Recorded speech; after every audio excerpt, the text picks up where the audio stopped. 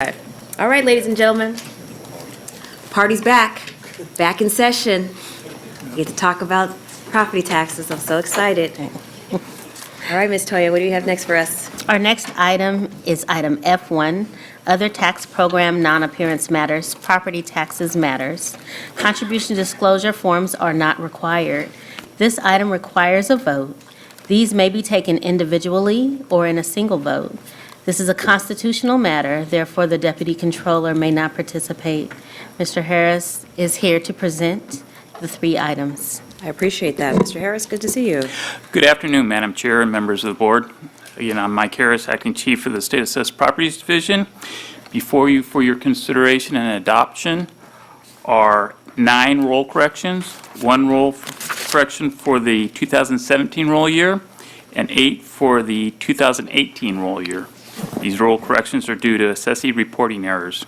Once again, I ask for your adoption. Thank you. Wow, that was nice and clean. Colleagues, do we have any questions for Mr. Harris? Ms. Towers, do you have any questions? Nope, okay, just checking in. All right, thank you very much. Can I take a motion on this? So moved. All right, thank you. We could take that, we'll adopt the staff recommendation. Looks like we could take that without objection. Will you a second? All right, a second by Second. Senator Gaines. Yes. Motion made by Vasquez, without objection. Thank you. Thank you. Madam, could we call item J, please? Yes, our next item will be the administrative session. The administrative consent agenda under J. This item is, the first item is J1, the approval of the board meeting minutes for July the 30th, 2019. All right, is there a motion to approve? Move by adoption. All right, moved by Ms. Stowers, seconded by Ms. Schaefer? my member Schaefer. We could do that without objection. Thank you. Next item, please. Our next item is Administrative Agenda J2, the invitation to the annual meeting of the State Board of Equalization and County Assessors. This is a staff requested for approval to invite county assessors to meet with the Board of Equalization members to discuss issues related to property assessment administration. This item does require a vote. Could we mention that it's going to be in San Diego? Sure. This meeting will be held in San Diego as per Board Member Schaefer's request. Oh, I so move. Okay. All right, thank you. I'm sorry, Madam Clerk, is this is J1 or J2? This is item J2, and I just have a quick correction. Member Schaefer, this meeting would be held in Sacramento. I'm sorry, it's not San Diego. I was confusing it with the other meeting. You're the other. So I just wanted to say a couple remarks that I look forward to the annual meeting when all 58 county assessors have an opportunity to offer their views on the administration of property tax assessment and the property tax laws. And this meeting is an example of the close working relationship that the Board of Equalization has with the county assessors. And I am hopeful that we will continue to move in that direction and continue to have a good working relationship.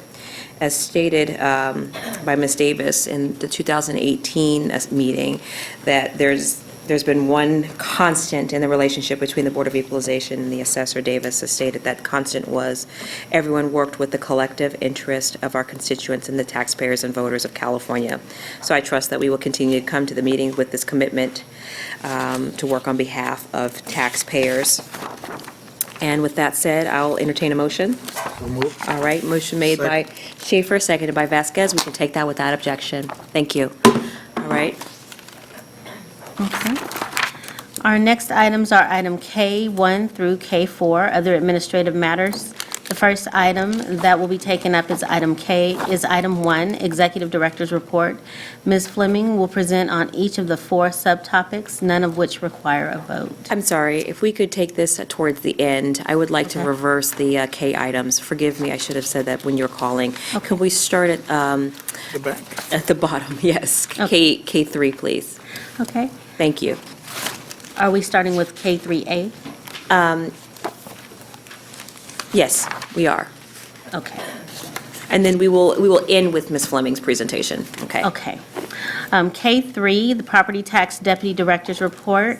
Mr. David Young will be accompanied by speakers for this item. The first item is K3A, Surveys Assessor's Perspective. The speaker is the Honorable Leslie K. Davis, President of the California Assessors Association, as she approaches. Madam Chair. Thank you.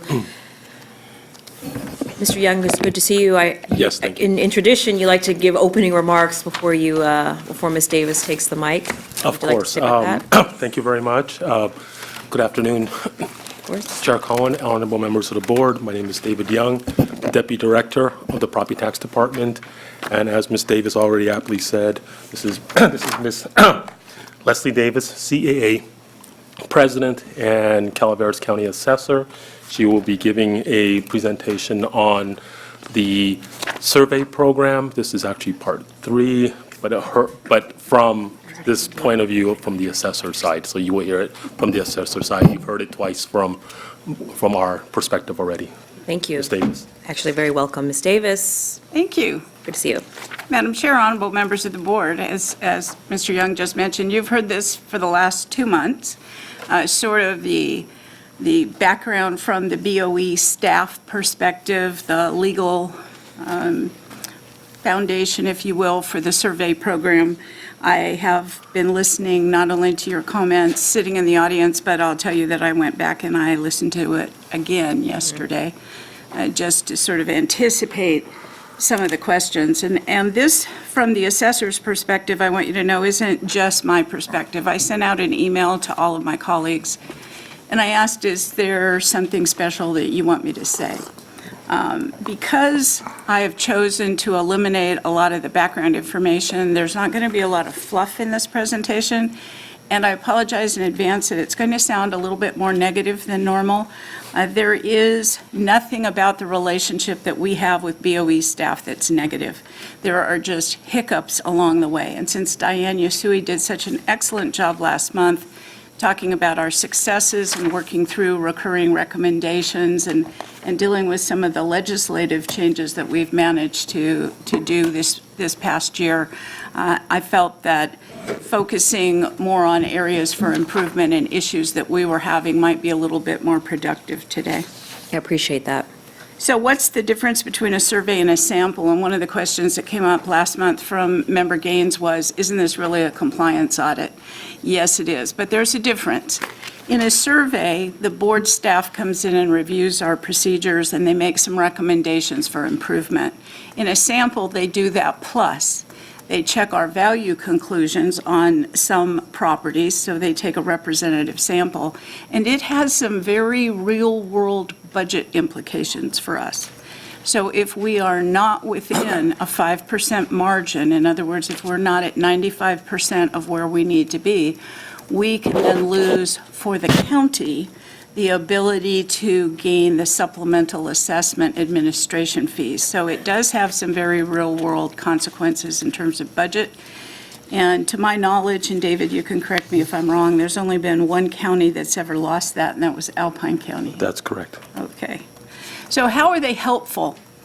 Surveys and samples are helpful for assessors because one of the things they do is they help us tell our Board of Supervisors where we need more funds to support the office function, whether it's for staff or what I like to call paper clips and Post-its. The survey results have a tendency to help us frame the picture, if you will, during our budget deliberations. They're also helpful in that they provide an independent review of our practices. So someone from the outside who isn't under the same constraints around time, trying to produce an assessment role, can come in from an unbiased perspective and look at how we're doing. They can identify any problem areas, and it helps us also ensure uniformity. So I can tell you that when those survey reports are published, one of the things that happens with the published reports is a copy is sent to every other assessor. And we read those, and we look to see where did the survey team find a problem, and for at least most of us, and I think I can say all, but I certainly can say most without blinking, we then look at our own practices and say, hey, are we missing a beat here? So it helps to ensure uniformity. It can also help when we're reviewing specific complaints. And I can think of a specific example in Calaveras where I had a constituent go to the Board of Supervisors and complain about the assessment of my property, my personal property. And so when the survey team came in, I asked them to look at that and determine if it was done right or wrong. And if it had been done wrong, they, of course, would have had the authority to come back and tell us to fix that. So that was a pretty good thing to have at that outside objective view. When are they not helpful? Well, they're not helpful if one problem was found and it gives rise to a recommendation. So I had multiple examples of this from assessors. I'll give you one from my own history. A survey team came in and they found a problem with one exemption and the way it was calculated. And I went back and I looked at it, and I then pulled other similar exemptions from around the same time period and found that every other one of those exemptions had been corrected, been done correctly. So what I said to the survey team in our pre-conference draft is I said, this single problem doesn't give rise to a recommendation, it gives rise to a role correction, shouldn't be in the report. So when someone's looking for anything that they can put in a report, that's really not helpful to us. It is helpful to us to find that problem so that we can fix it, but we're looking for those patterns or trends that we need to correct.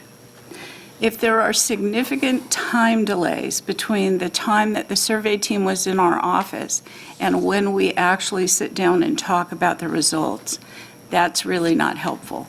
And one of the reasons it's not helpful is because we forget the conversations that we might have had with the survey team, so it's not as fresh in our mind. Also, we may have had an idea triggered while the survey team was there. We may have already fixed the problem, and so those delays cause us an issue because we think we've got another problem, and then we go back and try to find it only to discover that it's been asked and answered, if you will. We also have a problem when there's a focus on minutia instead of real issues. It is a little bit easy sometimes to get in the weeds. I think this morning you probably heard some examples of getting in the weeds. When you're focusing on the little stuff, the big stuff gets away from you. And so it's certainly my hope and that of my colleagues that when the survey team comes in, they are looking for those big problems that we might have that we can work on and fix, and not the smaller ones, not the ones with a minimal impact on assessment role. And I think David will start to smile now as I talk about possessory interest. It's a favorite recurring recommendation, certainly in my own surveys. And I've got to tell you, possessory interest in Calaveras County is less than 1% of our assessment role.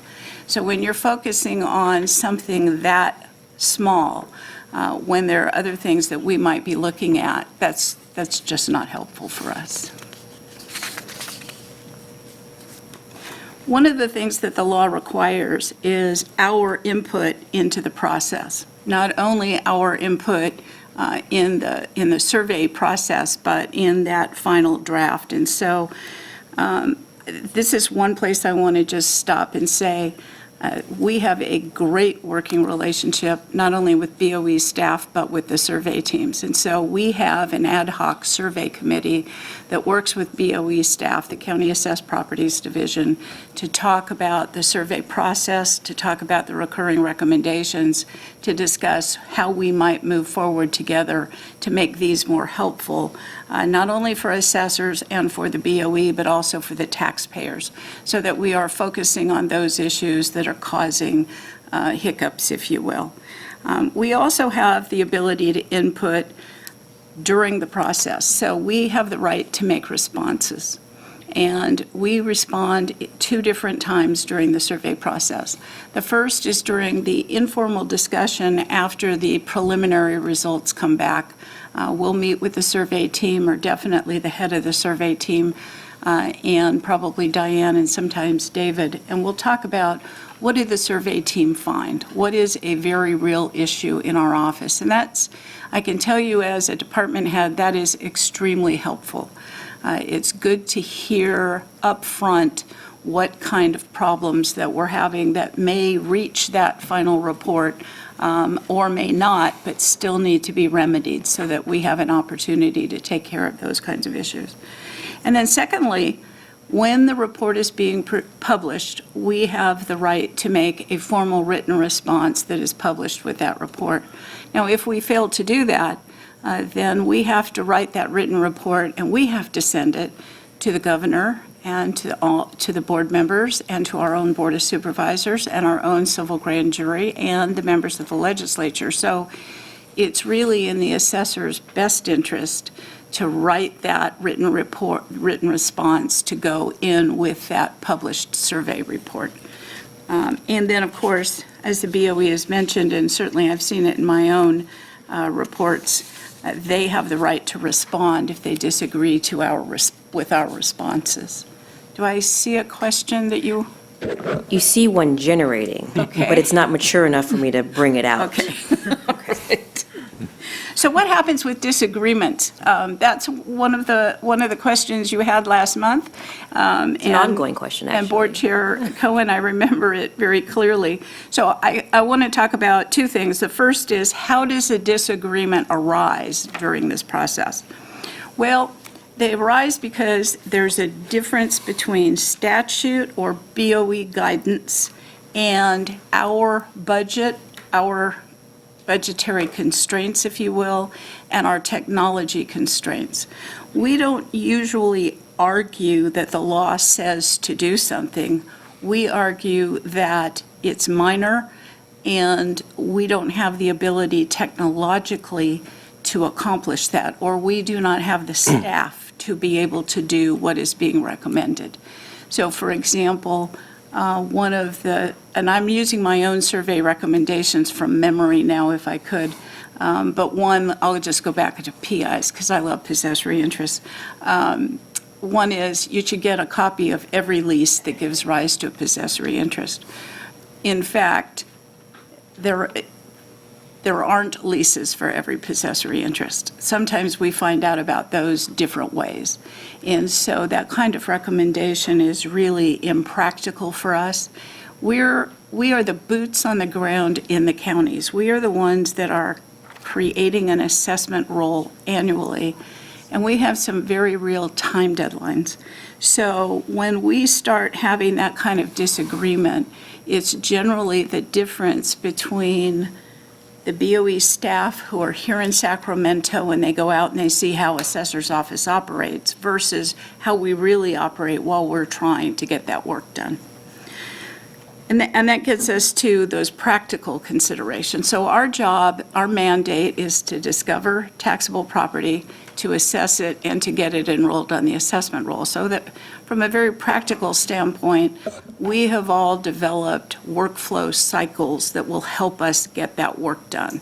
And as we bring new staff in, then we are able to bring that staff into those cycles and hopefully get more work done during that same 12-month period. Granted, things are going to fall through the cracks. You heard that comment this morning about things falling through the cracks, and I appreciate your response, Chair Cohen. That's our reality. We don't always have enough people to get everything done. So those practical considerations factor into how we establish policy, and it's not always what the BOE staff is expecting to see when they're in our offices doing a survey. And to criticize that a bit, and that's my last bullet point, the knowledge and experience level of the BOE survey staff, as you've heard for the last 2 months, has been going down. There was a time that the BOE survey staff was the gold standard in the state. And how did you get there? You got there by stealing our people. Didn't you come from another county? Mm-hmm. Okay, so, Yes. so the way the BOE used to be able to recruit was you recruited from us because your salaries were higher than ours. And so we would hire people, we would train them, and you would steal them. And you got folks then who had that practical day-to-day experience. They had been trained in a county assessor's office. They understood why some policies perhaps were made the way they were made to get that assessment role done. And as you know, and I'm not telling tales out of school here, you're experiencing problems with recruitment and retention.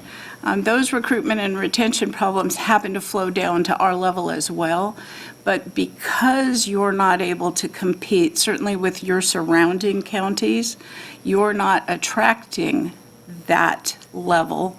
And so we have offered at the assessor level to have your staff come work with us, come train with us, so that they can develop that kind of experience and see what we do. Because we know that we're all in this together. We're going to have to help you build your staff, just as your staff helps us build a better operation through the survey process.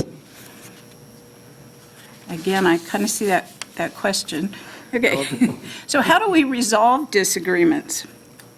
We resolve disagreements through talking, pure and simple talking. Sometimes our disagreements are BOE staff comes at some of these issues from a more academic or a more statute-driven approach, whereas we're coming at it from that practical consideration.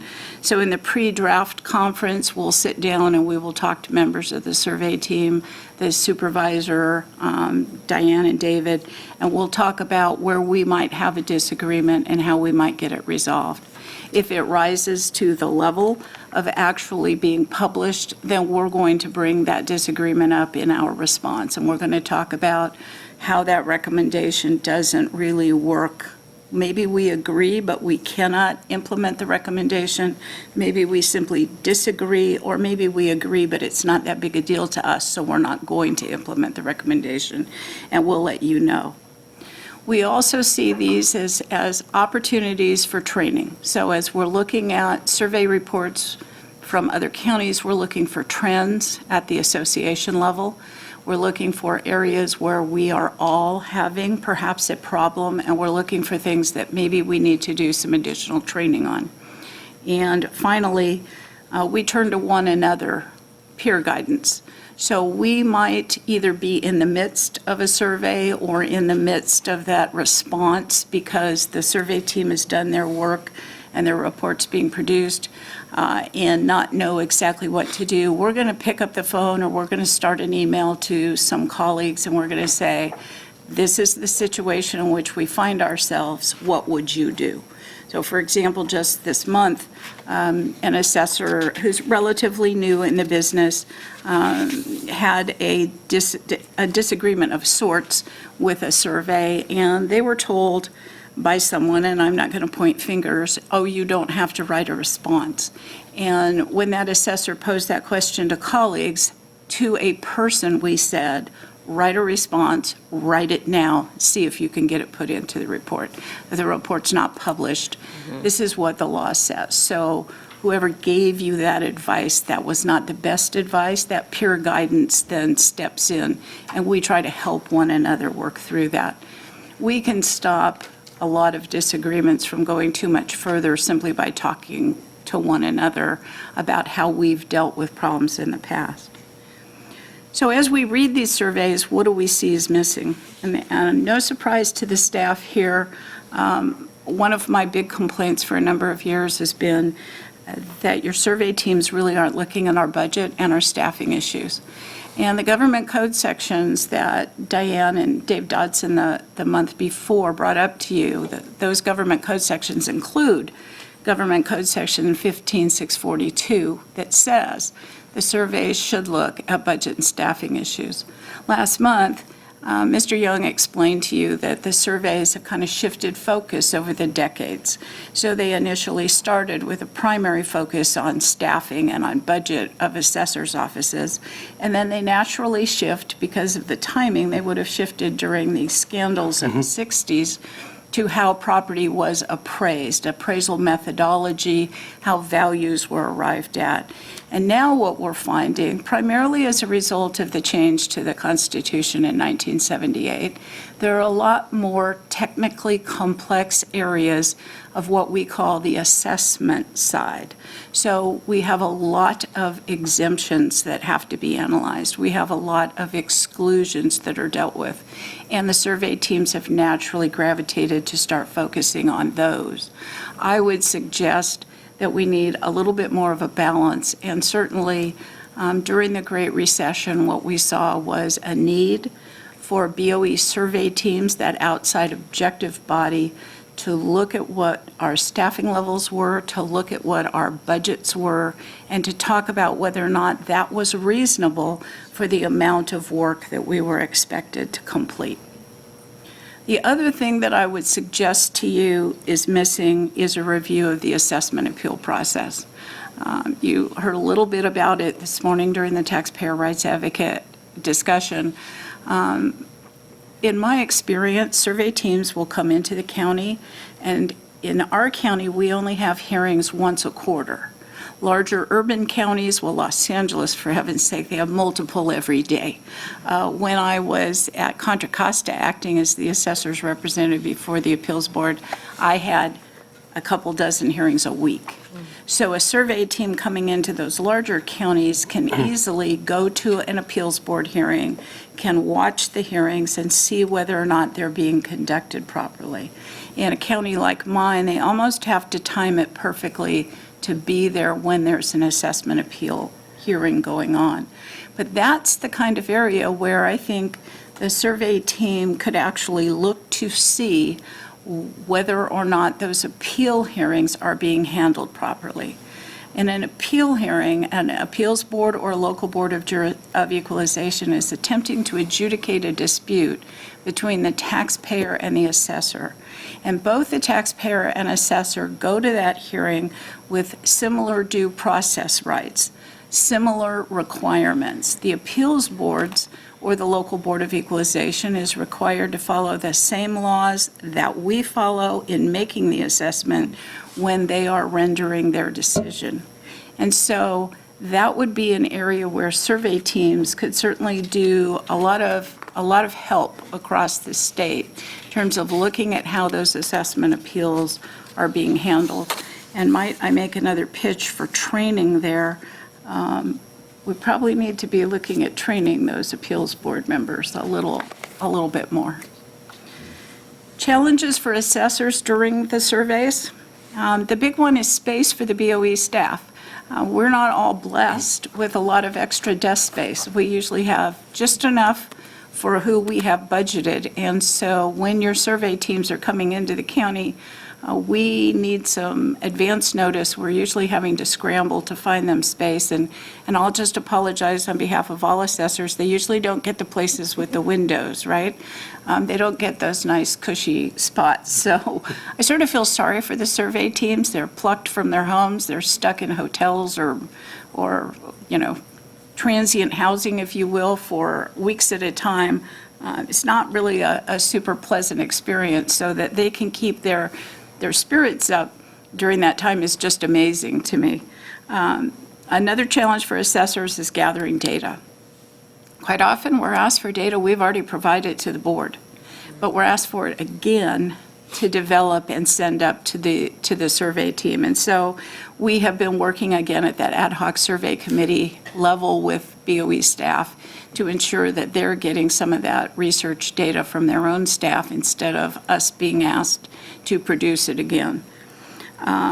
Sometimes that information was already provided with the last survey request, so they ask for all ordinances that deal with certain things. If we've already given it to them once, not all of us hold on to things that we've done once. We don't have the luxury of all that storage space, if you will.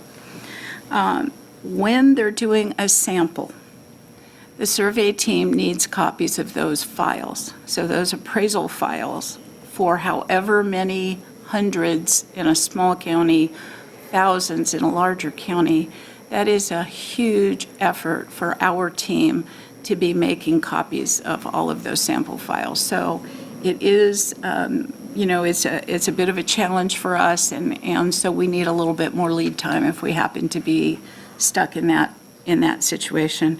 And then I will tell you that by its very nature, our staff is getting interrupted by BOE staff asking questions. So BOE staff is not only asking questions because they don't know where to find things, but they're asking questions because they're trying to ascertain whether or not our staff knows what they're doing. And so that's interrupting our workflow, and again, starting to interfere with us producing our assessment role. Some suggestions for improvement. I'll just say it again out loud and on a webcast. We need some better recruitment and retention for your own team. You know it, we know it, we share that pain.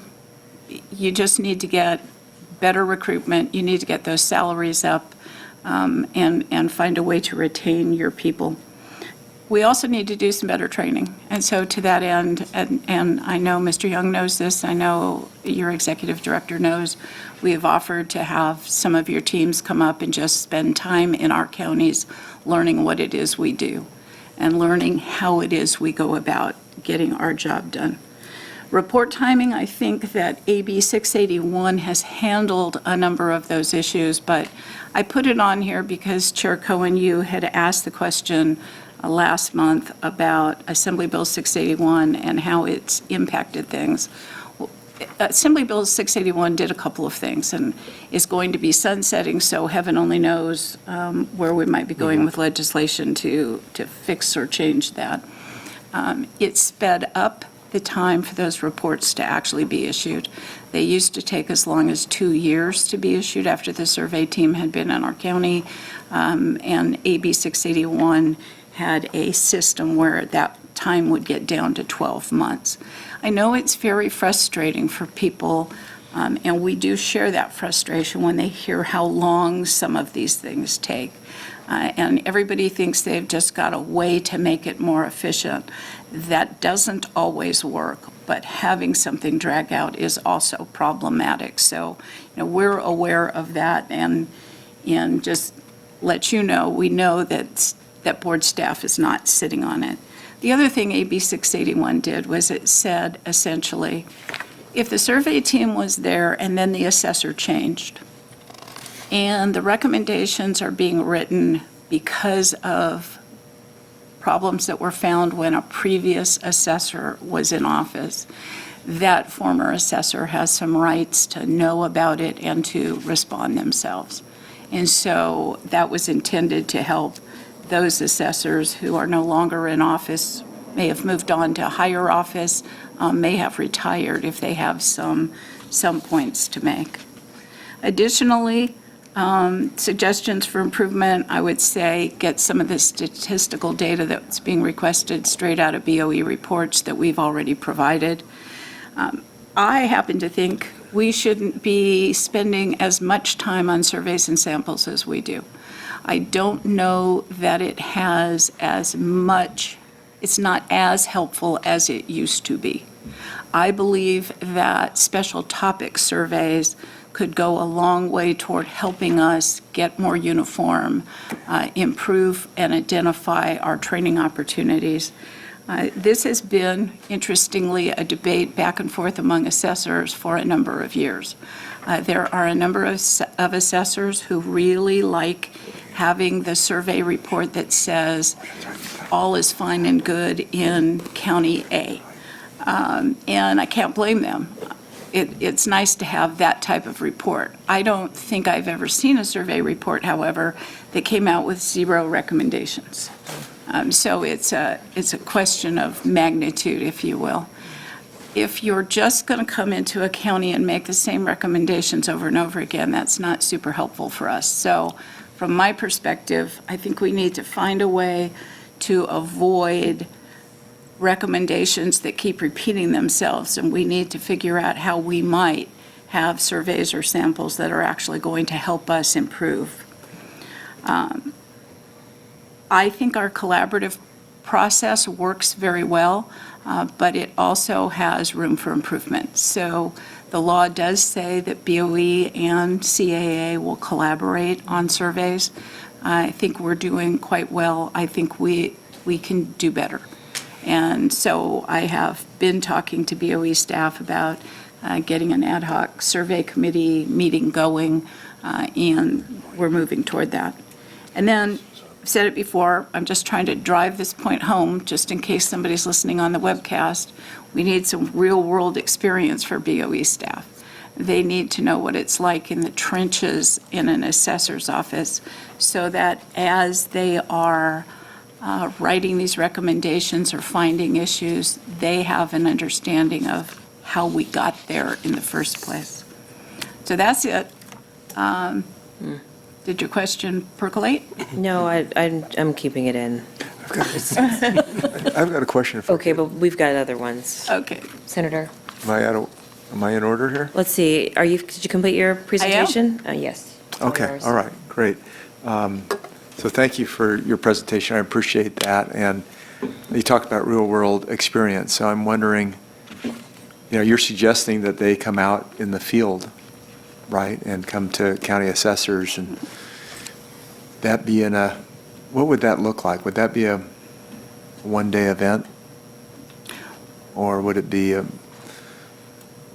I'm just trying to get a sense of how do we get, say, new trainees Okay. out So- to your county? So let me they can talk. Watch what's happening. Let me talk a little bit about that, and then let me ask Mr. Young if he would like to add to it. Sure. A couple of years ago, I invited 5 or 6 of your new employees out to my county when I was training new appraisers. And they came with 3 of my new appraisers, so I was training 9 people simultaneously, taking them out in the field, showing them what they would be measuring, how they used our assessment maps, how they used our computer programs, because one of the things Diane brought up last month was learning all of the computer programs, so they got a bit more in-depth experience, if you will. That was a 2-week period. That isn't very long.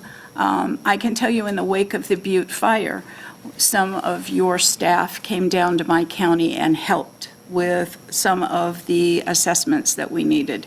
And that was over, Terry would probably remember it, but I'm not putting you on the spot.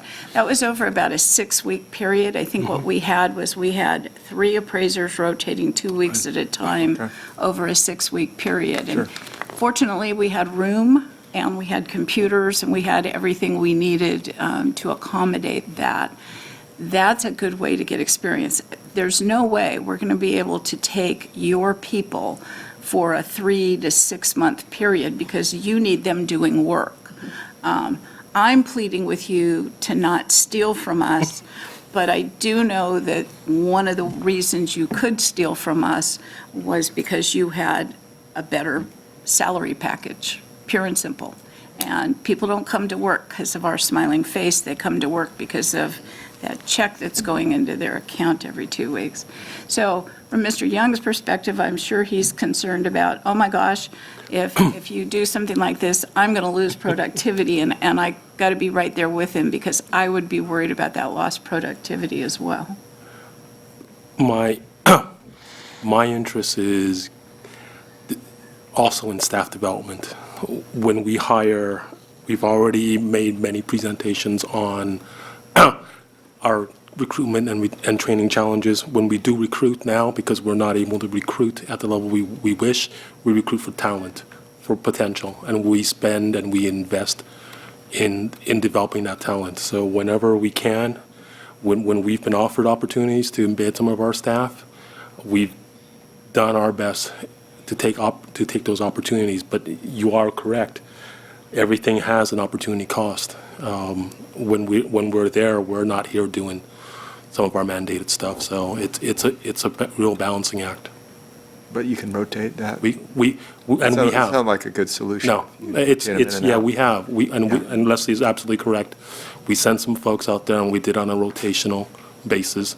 They got real boots on the ground experience doing an assessment, working in an assessor's office. Good. It was very good. Thank you, Mr. Young.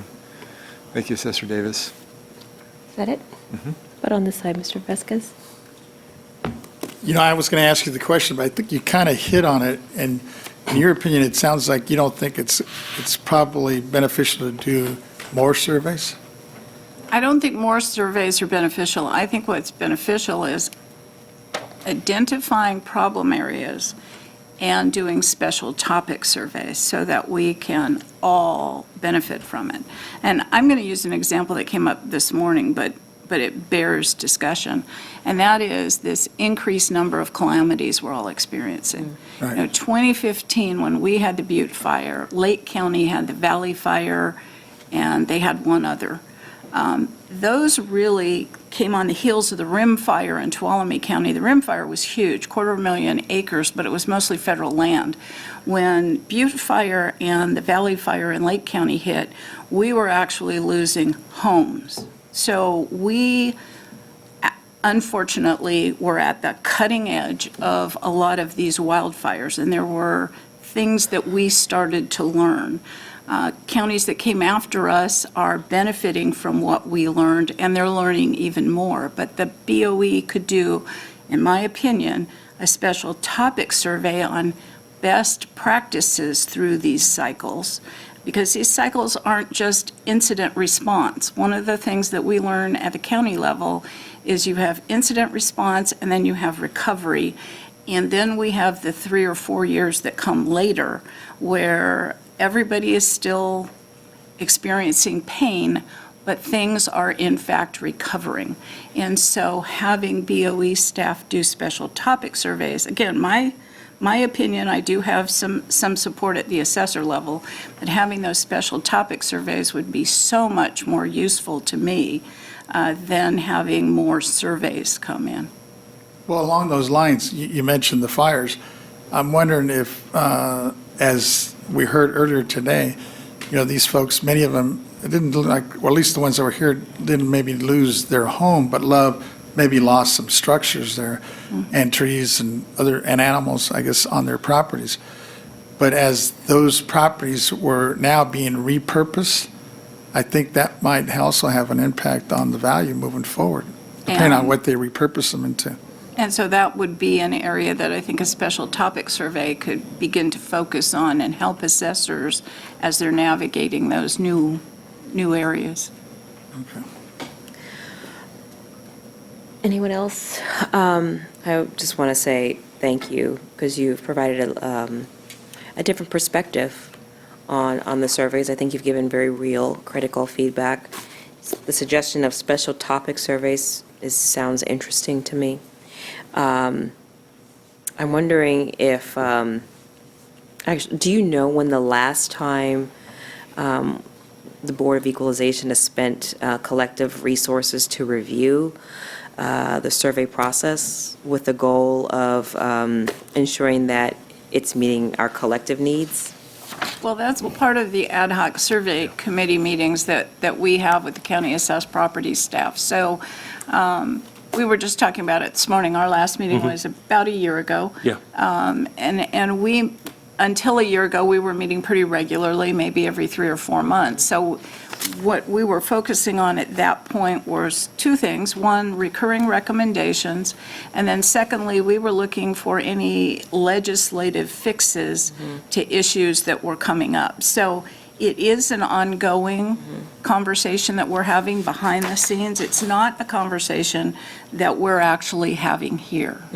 So, and the reason why I raise it is I just want to make sure that the survey tool is, and the process is providing value to everybody that's participating, not just something that we've done historically, just because we've done it. We've always done it that Right. way. That Right. I don't think is efficient or effective.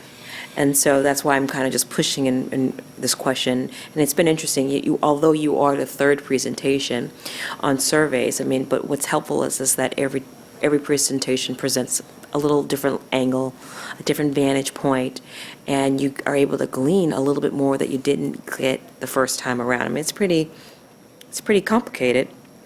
Although it's under an innocuous title like survey, it sounds simple, but how counties are selected, the rotation, there's some sophistication to these tools. And I always want to make sure that everyone that's putting the time and energy in filling it out, creating it, disseminating it, doing the evaluation, the appraisers that are leaving their families to go conduct the surveys, that we're getting everything that we need in order to ultimately administer great property tax system. So I wonder if it's timely for us to begin to engage in the discussions around AB 681. I don't think we have. I'm looking at staff. I don't think we have. We have. David Young, maybe Yes. you could talk about that. It's sunsetting, and we want to It's- propose amendments to the new legislation. Right. Okay. Staff has been reviewing Okay. alternatives to, that range from extending the sunset, making the current, or making the current scheme permanent. Yes. We've explored other ways of doing it, other schemes, other timing. So this is a continuous and reiterative process that we look through. Myself, the manager of the program is Diane Yusui, the supervisors. We have continuous conversations as to, are we bringing value? How do we address the upcoming issues? Okay. And believe me, 681 is on top of our list. top of the list, yeah. We realize it is coming, and we are actually developing proposals. So I think the survey process is still a valuable tool and important. I just, like other things, we Yes. should be modernizing ourselves and Right. modernizing our tools. Right. I wonder how technology could be more helpful and advantageous to the surveys. And I'm kind of thinking out loud. You asked me Right. what my thoughts were. They hadn't quite. A lot of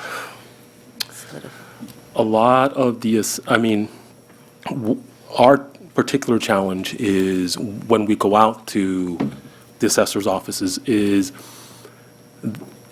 each assessor's office has different technological tools at their disposal. Some have a lot newer systems, they're a lot more sophisticated. It is a little bit of a challenge for us to learn and to use and to navigate through them. I know I'm sure some of your concern is you grant us access to some of it, but how much and where can we look? And there's different layers of access that we get to them. As to how, to answer your question a little more directly, how does technological tools, is there potential there to help us in the future? I think there's a great potential there. A lot of the stuff that we do now already, we've set up an assessors-only portal where we exchange information with each other. In the future, my goal is to develop that into a much more robust system where a lot of the stuff that we do when we come to your office and we ask for these samples, instead of us sitting there manually copying them or having your staff sitting there manually copying them, there's a way we can exchange it. Put it on the portal, we get it, we take a look at it, we run our software through it when we get that type of machine learning type stuff. We can do a lot of the processing beforehand. We actually do get a lot of information from the assessors on a yearly basis. We actually get their assessment rolls. We actually get it twice. And Research and Statistics do a lot of mining of that data, and we publish many reports. The more integrated we can make our system with Research and Statistics and our needs, we can find some synergies and lighten our load and our footprint on the assessor's offices when we show up. We are fully cognizant. We go to LA, we can take a spot up in their office and they won't know we're there. We go to Alpine, Alpine only has 3 people in their office. We show up, we double their footprint, their space needs. We try to manage our need for information and their need to actually get their work done, their resources, their space, Yeah. their time. So let me Yeah. build a little on what David said, because I think it's important. We have had the conversation, at least among some assessors, about allowing BOE staff to access into our data. from off-site. And I will tell you, there's a split on that. I would imagine. My personal feeling, I mean, I have not seen the kind of scandals around hacking at the BOE site that I have seen in other places at the state level. So I don't have a problem with that. I also, as he knows, I'm the database administrator for my database, so I can say, yes, you can have access to the following areas, and you cannot have access to other areas, and I'm comfortable with that. So I understand why some assessors would not be comfortable. I also understand, when David says there are different levels of sophistication with the technology out there. There are 31 counties in the state currently using the megabyte system. Diane alluded to that last month. There are, I don't know, 4 or 5 maybe now using the Thomson Reuters system, and the balance are in either a state of flux where they're with a system that is transitioning out of business, if you will, or they have older legacy systems and they're building their own system now. And so that has got to present a heck of a challenge for your BOE staff. They're not seeing the same computer system in county after county. And if they have to come into every county and go through that learning curve, that's going to be a bit of a problem. That kind of change of attitude takes a while. It's not something that I think you can legislate. We have to get people comfortable with what are the security protections for allowing another access into the data. And then we have to learn how to keep an eye on that. The other thing that David mentioned in terms of getting the files during samples, I am one of the counties that applied for the state grant from Department of Finance last year, and one of the things I'm going to be using that for is to scan my appraisal files. The main reason for that is because if you have a wildfire come within a half or a quarter mile of your office and you realize you can't move 26 file cabinets in a matter of minutes to get them safe, you start to think about how you might protect that which is the foundation of that assessment role. So that is the main reason, but it will also open up the possibility to make it easier to transfer files to the BOE when they're coming in for that sample or perhaps doing a survey. We're just not there yet. And I am one of the smaller counties, so the fact that we're not there yet, that should tell you that the majority of counties are not there yet. Perhaps, Ms. Fleming, I'm going to direct my comments to you and colleagues. Maybe this is something that we could put on our list of tools and processes that we need to review and we need to modernize maybe in the next 6 to 9 months, is really digging deep into the survey process. Again, this, I think, would dovetail into our ongoing conversations about budget and budget needs, allocations. And then that's, as a subset, that would be training, education and training, recruitment. Madam Chair, I had a question. Mr. Schaefer? Ms. Davis, have any of our assessor office lost vital records due to tragedy in the past, or we've always been able to protect them? I'm not aware of any. I know that Fresno had a water break in their county about 3 or 4 years ago, and it caused a lot of damage. But I think that in that case and in the case of the earthquake in Napa, they were able to retrieve all of those files. Did you hear anything different? No. I was in San Diego when we had Pearl Harbor, and then we expected to be bombed out the following months, but we haven't had that in my lifetime since. Do we have a backup system like they do in big cities where, your vital records are duplicated and stored someplace? Well, I can tell you that in Calaveras, we do not have duplication. There's no redundancy in place in terms of the paper files. And those paper files are what I'm hoping to get scanned. I'm a little concerned about our off-site storage. I can tell you that when Butte Fire was bearing down on San Andreas, I know that our electronic backups were just 12 miles away. And as fast as those fires move, that's not very far. Ms. Davis, thank you for your honest and forthright discussion. We appreciate it. Thank you. Oh, One more. I'm sorry, the senator has a Sorry. question for you. Yeah. Member Schaefer There's a document Gary sent. triggered a question in terms of record keeping and cybersecurity related issues, and is that something that's being addressed by the assessors? And then I guess I would have a question to you, Dave. Yes. Mr. Young, in terms of what are we doing to make sure that we're not the next victim of cyber theft? You want to go first? Okay, I'll go first. I think by now you all know that in April, Imperial County experienced an attack on their electronic systems. And so we have been talking about that, and of course, it ought to strike fear in all of our hearts with the what if.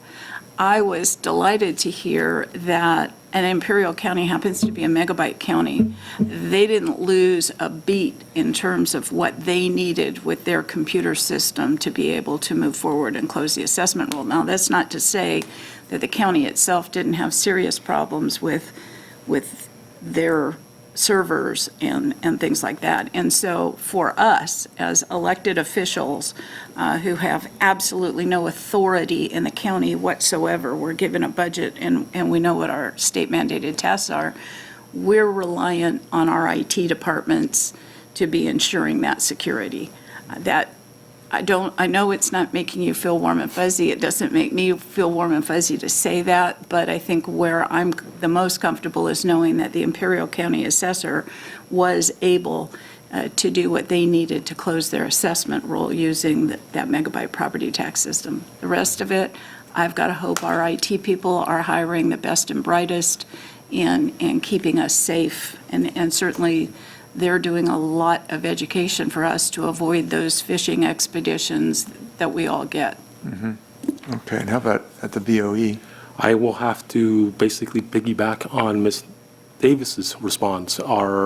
We have to trust our IT department, in this case is TSD, and that service is actually provided to us through CDTFA as one of our service providers. So my trust and faith is hopefully placed in very capable hands. I'm wondering if the board might be interested in getting more information on this. You mean Just- have a hearing on it?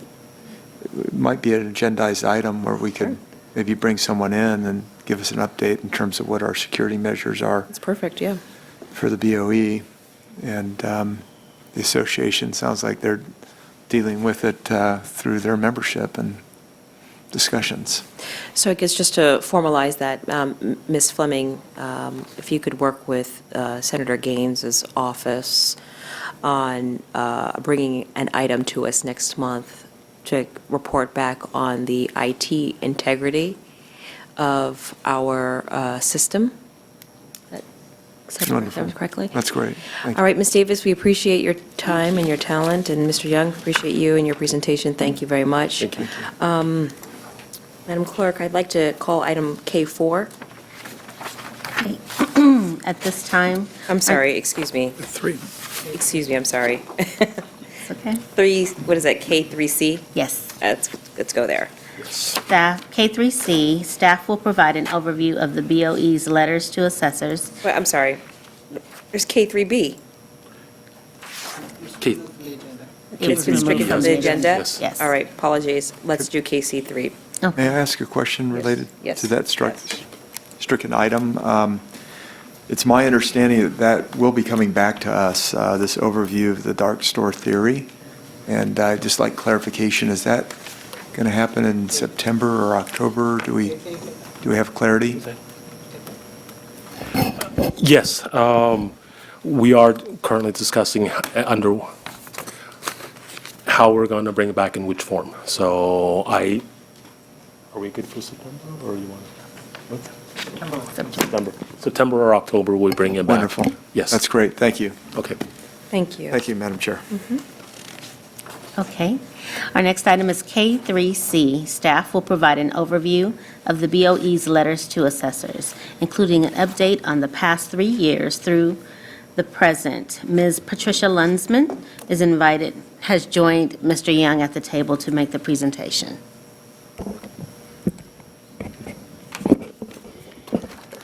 Chair Cohen, board members, Ms. Stowers.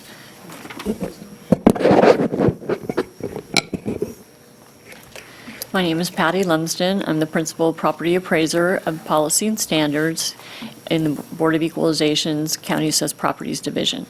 Today, I'm going to be giving you a short presentation on letters to assessors, and with that presentation, I'll be giving you some general information as well as some statistical data in regards to the number of letters to assessors that have been issued over the past 3 years, including 2019 to date. Letters to assessors are advisory letters issued to all county assessors and interested parties. Typically, the letters provide BOE staff's interpretations of rules, laws, and court decisions, or general information relating to property tax assessment. They also include summaries of court rulings, legal opinions, highlights of enacted legislation, property tax rules, and technical bulletins for assessment problems.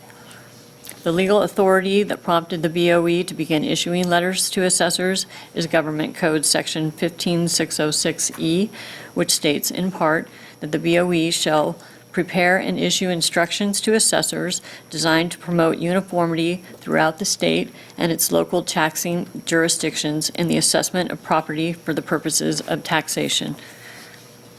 A little bit of history.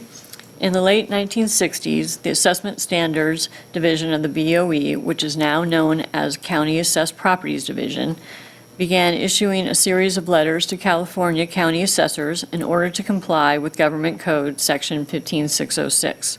This series of letters is known as Letters to Assessors, or commonly referred to as LTAs.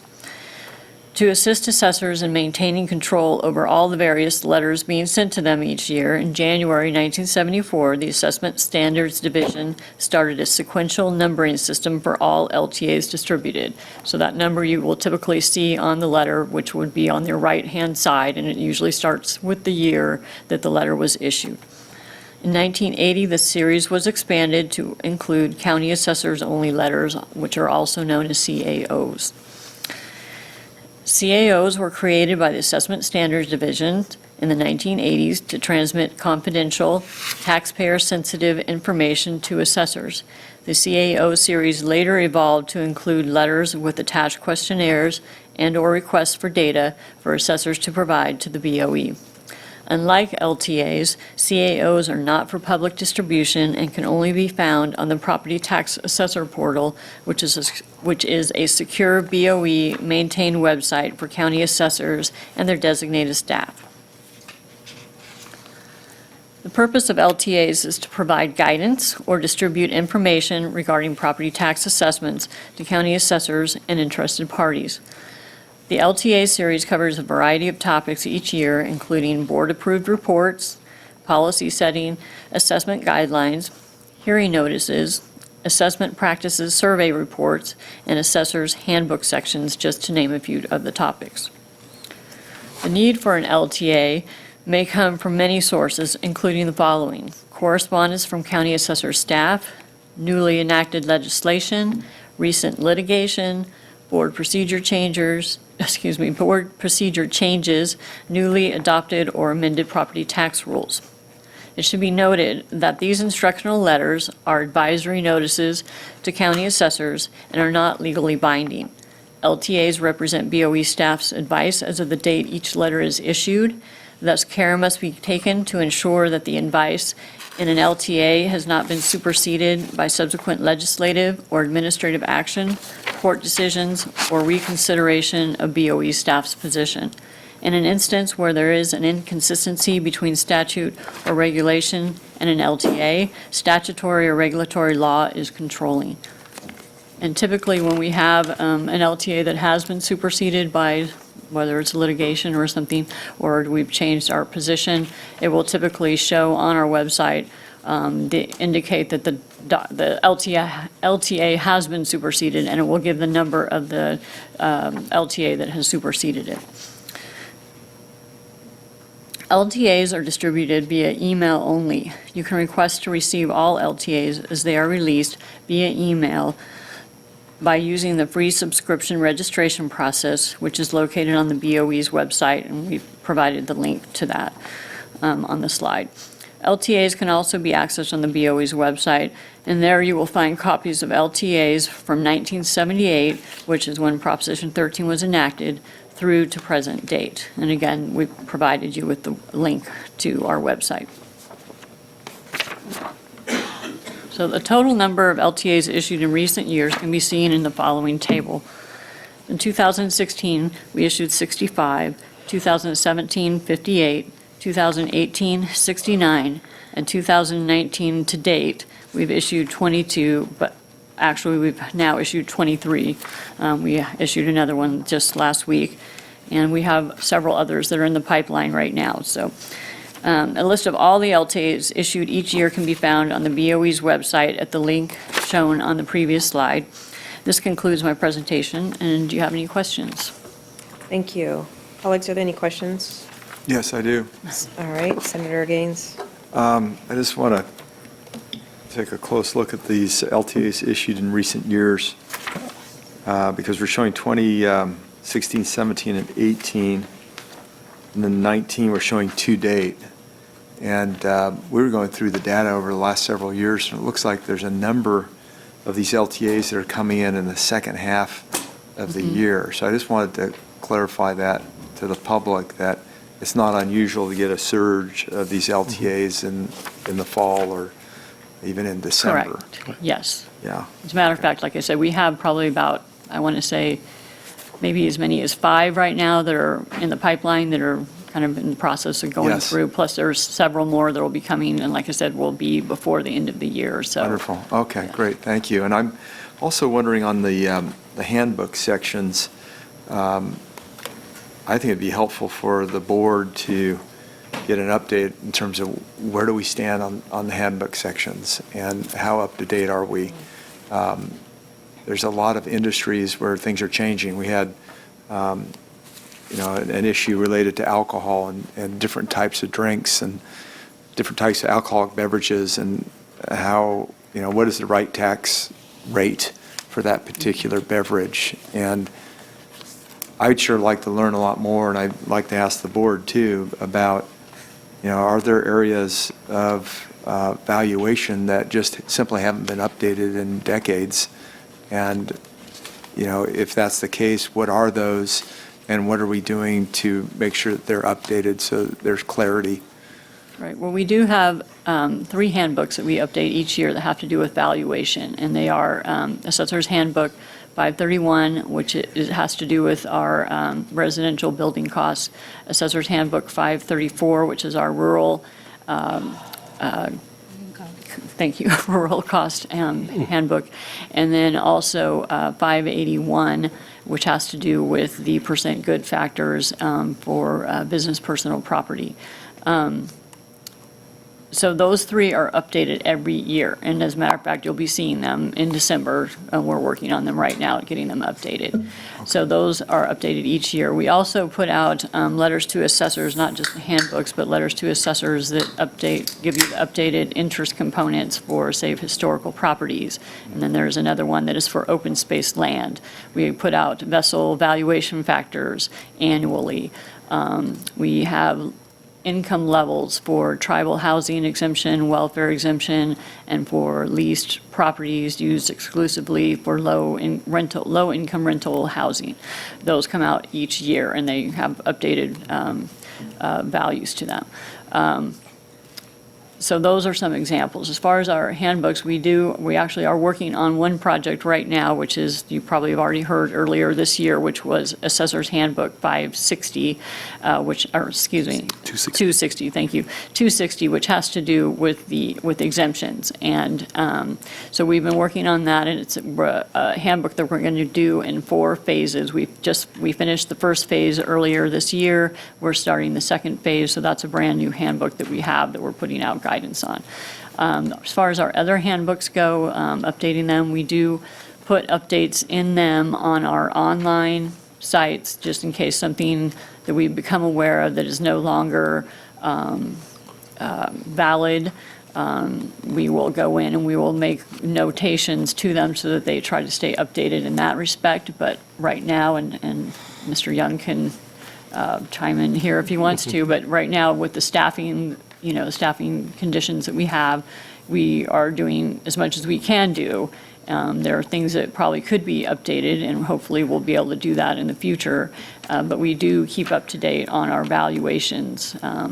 And like I said, and try to keep up as far as when things become no longer up to date. We try to make sure we make changes to those. Okay, that's helpful, but I still think we need to focus on that because, and I understand that we're still staffing up, but it seems to me that these ought to be priorities. If we can't address them in the next 6 or 9 or 12 months, they ought to still be items that we're continuing to keep an eye on.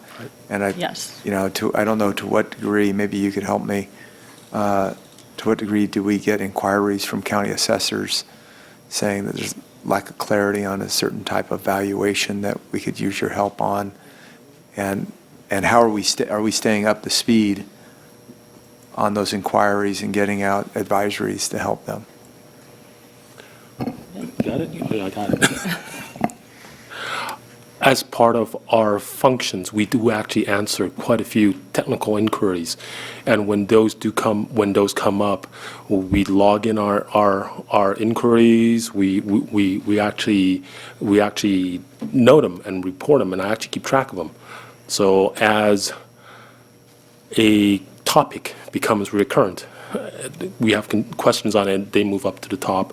We take a look, see if we relook at our guidance, see if it's adequate, if it's still up to date, if there's been any new development in law or practices, and we will review them.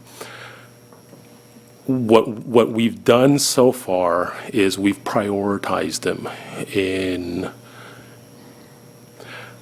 Okay, how to best explain it? We have issues where it is appraisal, and we have issues where there are assessment issues.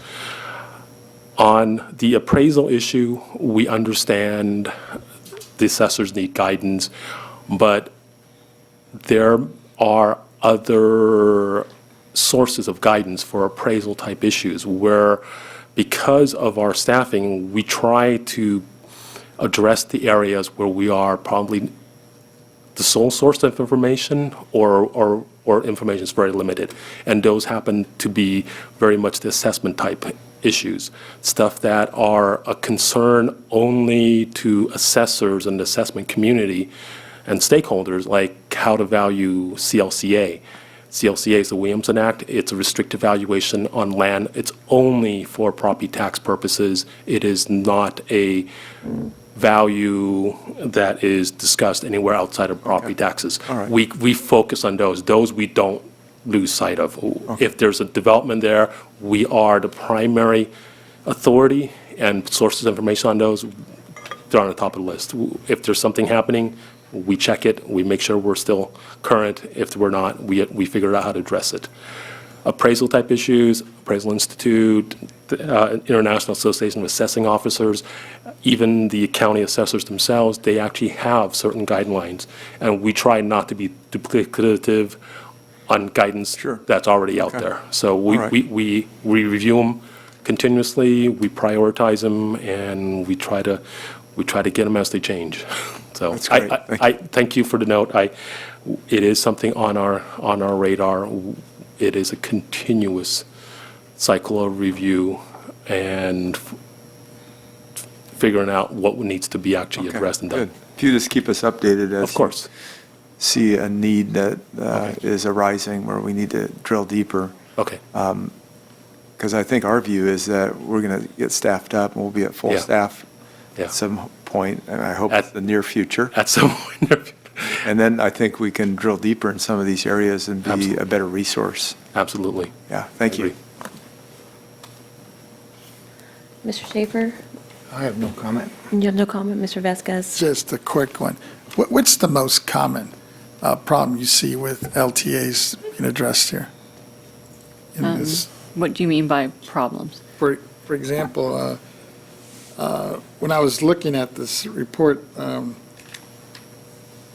many of them, I guess, are misunderstandings sometimes with LTAs, at least in the application process? Is that something that's commonly brought out by these folks? If I- Like, Sure. it says, If I may, if you're looking for what type of guidance that we give mostly in our LTAs, if you look at the majority of our LTAs, they are basically announcement LTAs and stuff that we are statutory required to do, like reporting the 4R Act that you guys, that was brought before the board April, I believe.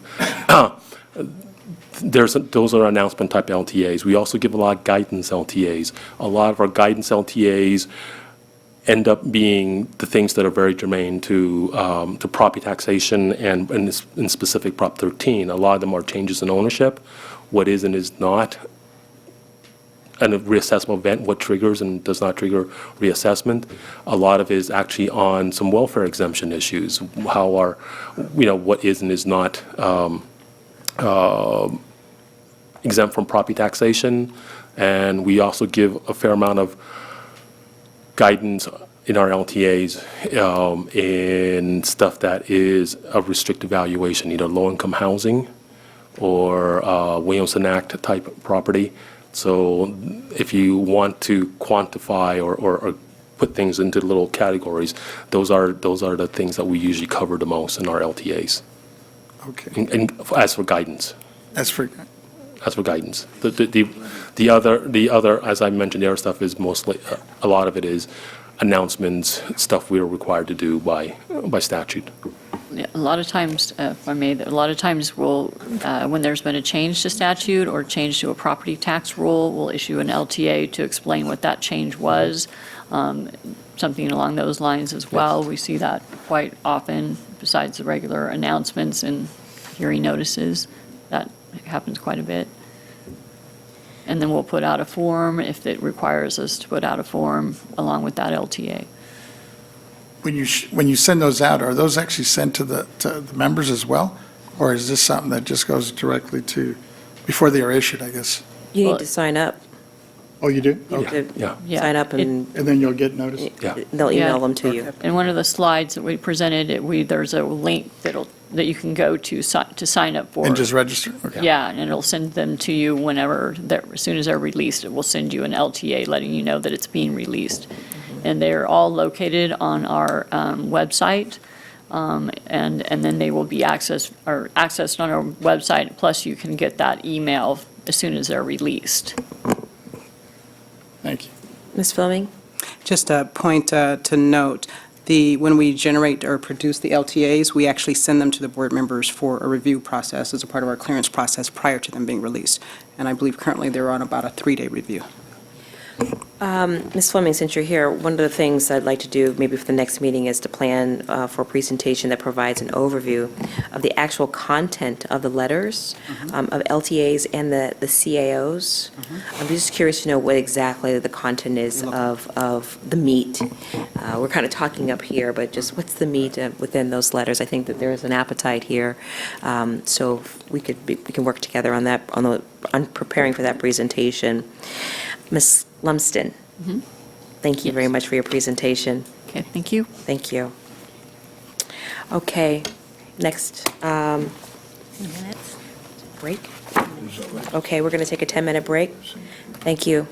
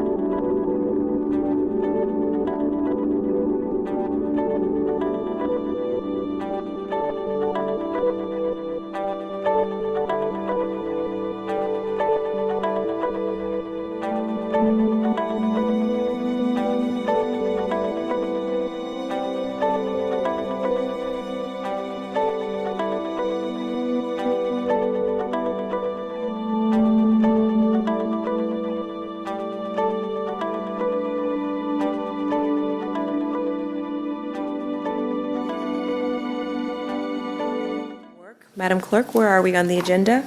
Madam Chair, our next item is K3D, a presentation on the legal entity ownership program, including its history, statutory authority, function, and responsibility, by Ms. Lori Skinner. Thank you. Ms. Skinner has joined Mr. Young at the table. Thank you. Welcome. All right, Mr. Young, want to take it away? Yes. Good afternoon, Chair Cohen, honorable members of the staff. As Ms. Davis has said, we have Ms. Lori Skinner of the LEOP program. She will be here to give a presentation to you on the functions and the statutory authority under which we perform those functions. Great. So, Ms. Lori Skinner, please. Thank you. Good afternoon, Chair Cohen, board members, and Ms. Stowers. Thank you. My name is Lori Skinner, and I'm a senior specialist property appraiser with the Legal Entity Ownership Program. Thank you for giving us the opportunity to present history and information about our unit known as LEOP. LEOP is operated under the Board of Equalization's Property Tax Department's County Assessed Properties Division.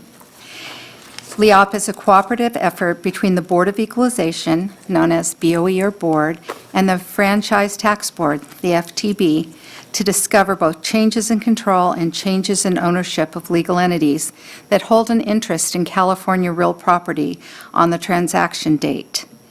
LEOP gathers and disseminates information to all 58 county assessors regarding such changes that require reassessment of the real property interests effective the date of the change.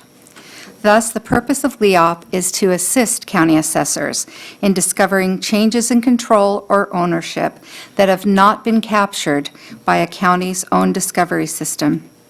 The program is needed and it's invaluable.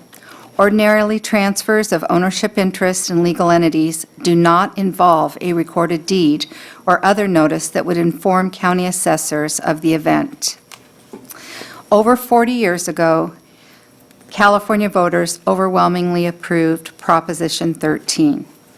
The main components of that proposition was that most local real property assessments were rolled back to 1975 market value levels. It limited the tax rate to 1% plus the rate necessary to fund local voter indebtedness. And it also limited future property tax increases to generally no more than 2% annually. So prior to 1978, California property was reassessed cyclically with no more than 5-year intervals. So essentially, Proposition 13 converted that market value-based property tax system to an acquisition value-based property tax system. 5 years after Proposition 13 became a new tax law, LEOP began its operations in 1983 following the passage of Assembly Bill 152, which added 2 new sections to the Revenue and Taxation Code, 480.1 and 48.2. In my presentation today, all statutory references that say section are to the Revenue and Taxation Code.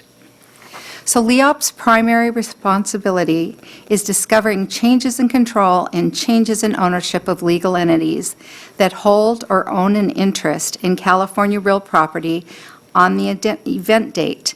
And part of that responsibility includes assisting county assessors by notifying them of those reassessable transfers. A legal entity is defined as a business organization with an existence separate from its owners. They're permitted to contract, to lease, buy, transfer real property. They're owned by individuals, groups of individuals, other legal entities, or held in trust.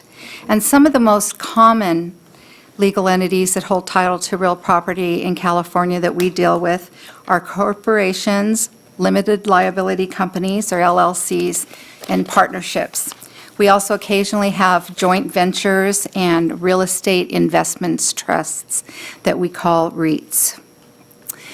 Section 64A provides the general rule that typically the purchase or transfer of ownership interests in legal entities is not deemed to constitute a transfer of the real property of the legal entity. However, that there are two provisions that provide exceptions to this general rule that may trigger a reassessment. The first exception is when there is a change in control of the legal entity. A person or legal entity has control of a legal entity if they own more than 50% of the ownership interest in the legal entity. For example, in a corporation, ownership interest is represented by voting stock, and in a partnership or an LLC, it's represented by capital and profits. Therefore, a change in control occurs when someone obtains more than 50% of the ownership interest in the legal entity, and that results in a reassessment of all property owned or held by the entity unless an exclusion applies, which we'll talk about a little bit later in slide 19. The second exception is when there's a change in ownership under Revenue and Taxation Code 64D. As of March 1975, if property is transferred to a legal entity in a transaction excluded from change in ownership under Section 62A2, then the person holding ownership interest in the legal entity immediately after the transfer is the transferee and shall be considered the original co-owners.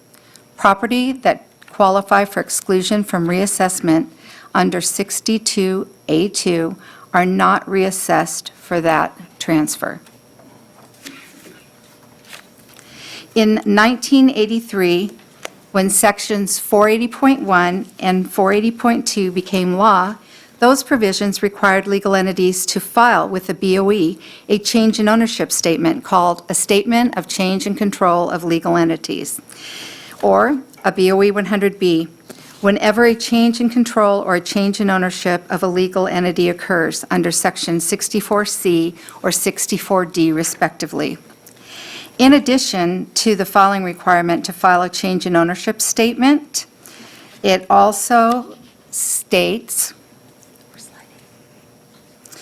whenever there's a change in control of any corporation, partnership, limited liability company, or other legal entity as defined in subdivision C of Section 64C, a signed change in ownership statement, as provided for in subdivision B, shall be filed by the person or legal entity acquiring ownership control of the corporation, partnership, limited liability company, or other legal entity with the board at its offices in Sacramento within 90 days from the date of the change in control. And in addition, the statement shall list all counties in which the legal entity holds an interest in California real property. There's a similar statement for a change in ownership of a legal entity under Section 64D, and that's Section 480.2. It mirrors the filing requirements of Section 480.1 and requires the filing with the board within 90 days, listing again all the real property held by the legal entity.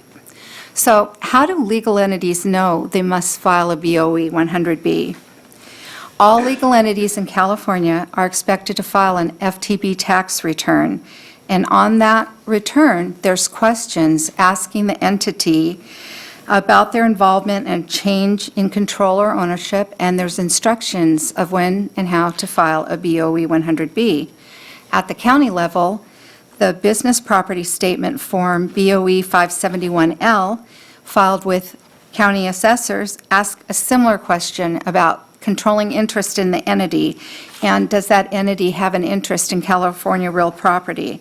And it says, if you answered yes to those questions, then you need to submit a BOE 100B.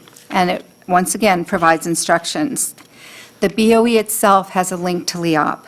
We have the BOE 100B form, instructions, filing requirements, definitions of what all of these terms are, contact information, and frequently asked questions. And finally, since it's the law, legal entities operating in California and any of their attorneys, CPAs, or representatives are expected to know the law. There's two principal ways in which BOE discovers transfers of ownership in legal entities resulting in a change in control or a change in ownership under Section 64C or D. The first way is by the self-reporting of the legal entities, and the second way is through discovery that is a result of information submitted to LEOP from the FTB. The FTB transmits information electronically to BOE monthly on legal entities that answer yes to specific questions on the FTB tax return. County assessors also assist LEOP in discovery by referring potential changes in control and ownership on a form called a BOE 100BR, which is available on BOE's website. And assessors, staff can discover changes of control and ownership through publications from other taxpayers or from their business property statements. LEOP staff may discover changes in control or ownership through the research of merger and acquisition publications. The law requires the filing of the form within 90 days by the acquiring legal entity. But LEOP will also accept a BOE 100B filed by the acquired entity to satisfy the filing requirements.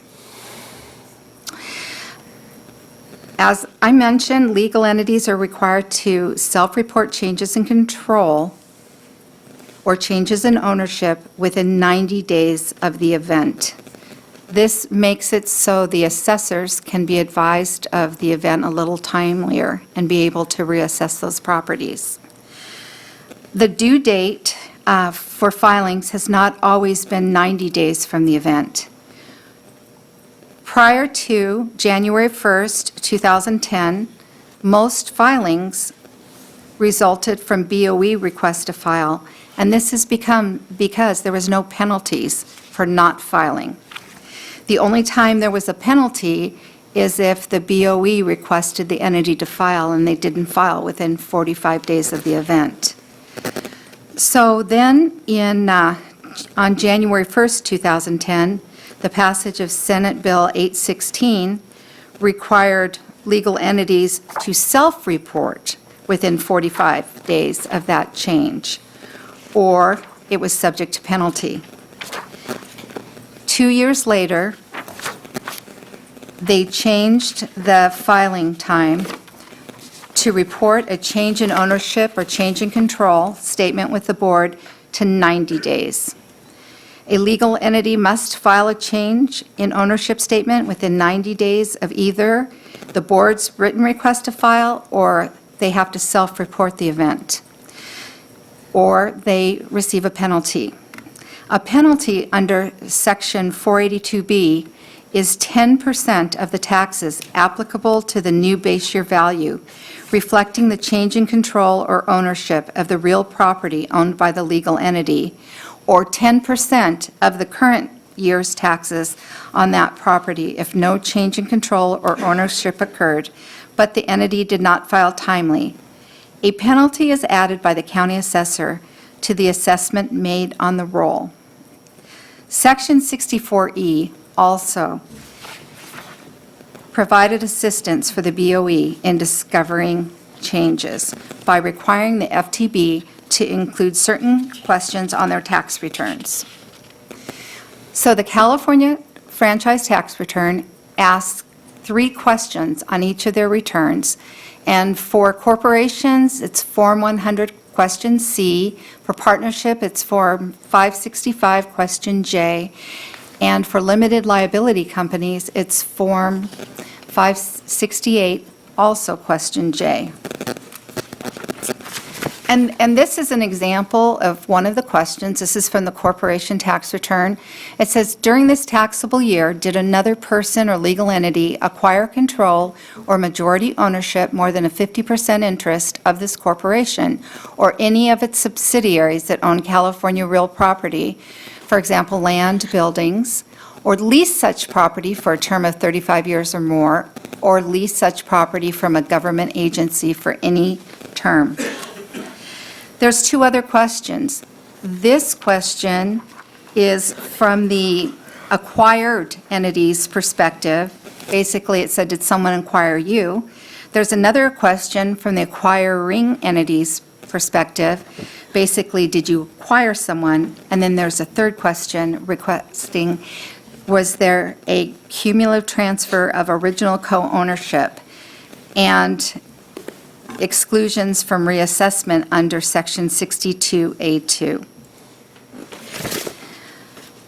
So when FTB prepares its monthly report that they send to us with entities that answered yes to one of the three questions on the return, BOE staff processes that information and mails a BOE 100B to the legal entities, along with instructions to complete the form.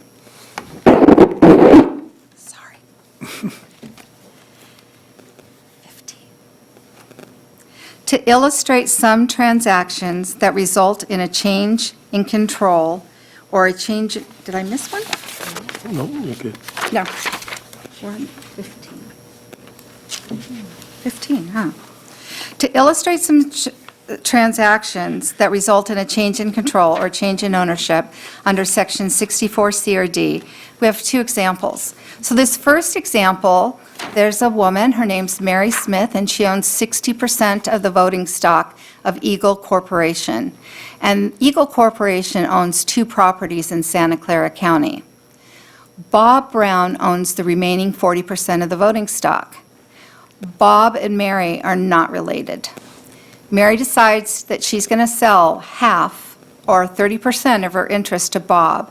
So Bob's interest in the corporation increases from 40 to 70%, and that results in a change in control under Revenue and Taxation Code Section 64C, and the diagram follows.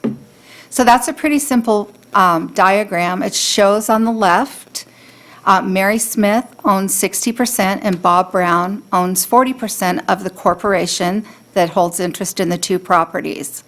But after the transaction, Mary Smith only owns 30% and Bob Brown now owns 70%. So since that exceeds 50%, he's now acquired control of Eagle Corporation, and the two properties are subject to reassessment.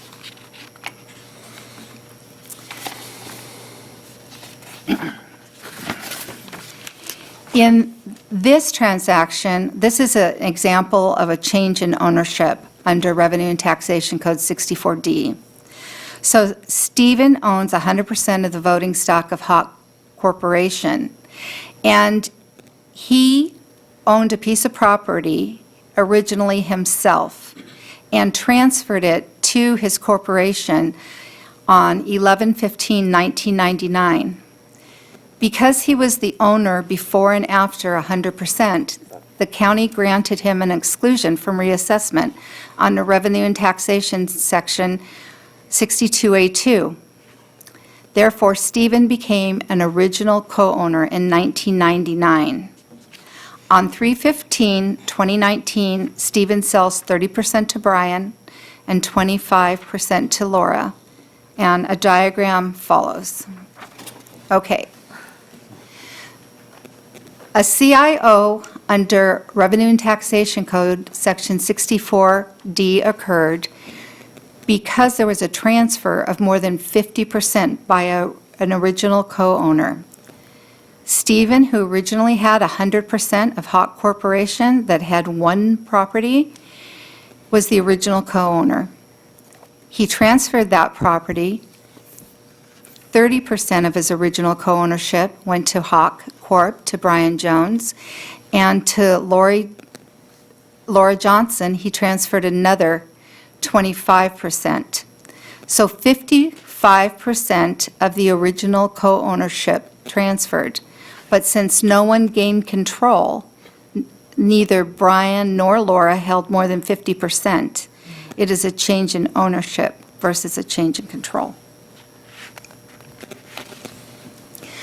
Just like there are exclusions from change in ownership on property transfers, there are several statutory provisions that provide for exclusion from change in ownership of legal entities.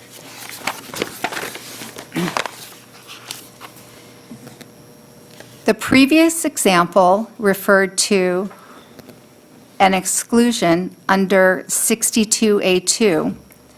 Originally, Stephen had that exclusion under Revenue and Taxation Code 62A2. But once he transferred more than 50% of his original co-ownership, that did not qualify for the exclusion. So Section 62A2 applies to transfers of California real property and transfers of ownership interest in a legal entity that holds interest in California real property on the event date. There's another exclusion that we frequently see. Section 63 specifies that a change in ownership shall not include any transfer of legal entity interests solely between spouses. Section 64P and Property Tax Rule 462.220 clarified this to include registered domestic partners. If a spouse or registered domestic partners acquires control of any entity due to the transfer of interest to his or her spouse or partner, then it is excluded from reassessment. And the last exclusion is an exclusion under 64B for corporate legal entity that involves a reorganization where all the corporations are members of an affiliated group. They qualify as a reorganization under Section 368 of the U.S. IRS Code and is accepted as a non-taxable event by similar California statutes. And on a side note, the parent-child exclusion and the grandparent-child exclusion is not available for transfers in legal entities. It's only applicable for property transfers. So BOE has a responsibility to counties.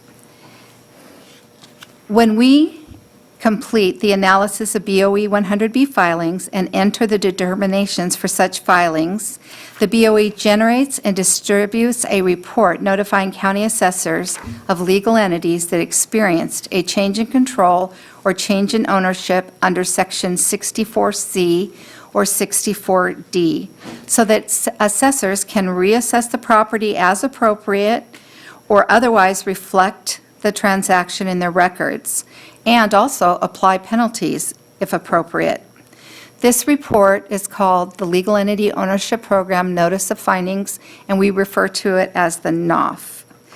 The NOF identifies legal entities experiencing the change in control and ownership, mergers that are property transfers under 61J, meaning they're not reassessable, but we want to make sure the county knows that they happened, and the real property interests held by the legal entity if they're subject for late filing under Section 482B.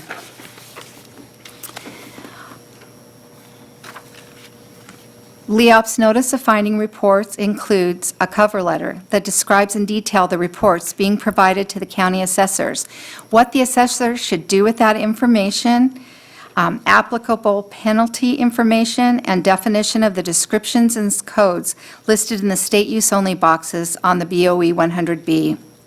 There are 4 basic reports that let the assessor know that there was a change in control or ownership of a legal entity, and that's sorted by company, and there's another one that's sorted by county. So if the assessors look at the by county first, get all of those properties that are subject to reassessment, and then they look at the by company list and just check those company names to see if those companies owned any real property in their county also, and maybe they missed including it on the BOE 100B filing. And the other report that is also sorted by company and county is a change in control or ownership. However, an exclusion applies. And at times, LEOP sends an amended or a corrected filing, non-response filing, and a merger filing. We typically generate our NOF reports on the last weekday of each month, and when we're ready to send it to the county assessors, we request that a CD be created from TDS. And we ask that in addition to the reports, that a PDF of each resolved BOE 100B filing is on the report. The CDs come to the staff who process them and mail them out to the counties, typically on the 10th day of the following month. Once the BOE disseminates to county assessors information regarding changes in control and changes in ownership of legal entities that hold an interest in California real property, the county assessor has its own responsibility. Carefully review the monthly NOF report from LEOP, including the 5-page instructional cover letter. Identify all the reassessable property. Identify the reassessable property that qualifies for exclusion. Reassess the property and establish a taxable value. Add applicable penalties. Notify the taxpayer and of the reassessment and applicable penalties. Enroll reassessments and penalties. It is the county assessor's role to reassess the property at its fair market value as of the date of the change in control or change in ownership, which establishes a new base year value. Compliance with the law has definitely improved as far as how many self-reported filings we get since the imposition of penalties under Section 482B. Taxpayers seem more willing to comply than to face the consequence of an added penalty. To increase LEOP's efficiency and improve the co-administration functions, LEOP shares with county assessors on December 1st, 2018, the Board of Equalization implemented new technology to create a paperless environment for LEOP, generating efficiency and a superior ability to serve the California County assessors and taxpayers with streamlined processing of BOE 100B forms. LEOP is excited to have this new software program. It took the technology in our department from a traditional environment of paper files to an environment of electronic files, resulting in a reduction of paper clutter. This modernized database has current technology features. It tracks all the filings, generates status reports for management, has enhanced search features, it's customizable, and works similarly to modern software programs. Because it attaches a PDF of the filing to every record, we have a reliable work history now in our database. Prior to this database that we now have, if a taxpayer called, we had to go through paper filings to locate the filing from the taxpayer, and sometimes that could be a tedious process. Now, within seconds, we can easily locate the filings related to the inquiry within seconds. Next. This next chart shows LEOP's past 4 fiscal years. The 2015-16, 16-17, 17-18, 18-19. The filings received, going down the list, 43-16, 43-20, 42-53, 18-33. The reason 2018-2019 is lower is because due to the implementation of the modernization program, LEOP's request to file for fiscal year 2018 to 2019 were temporarily held. However, all those requests to file a BOE 100B will be mailed per a mailing schedule that begins as early as next month. Thanks. So with the filings processed, that's the next column. It's 4064, 3584, 5172, and 2228. And a lot of that is as a result of the modernization program that we haven't sent out all those requests to file. The next column lists the companies, how many legal entities filed. And the final column lists the parcels reappraised, which is 77, 13, 85, 95. The 14,651 seems unusually high because we had appraised billboard companies in California. So you had a lot of parcels that particular year. So that's where we stand on our past 4 fiscal year productions.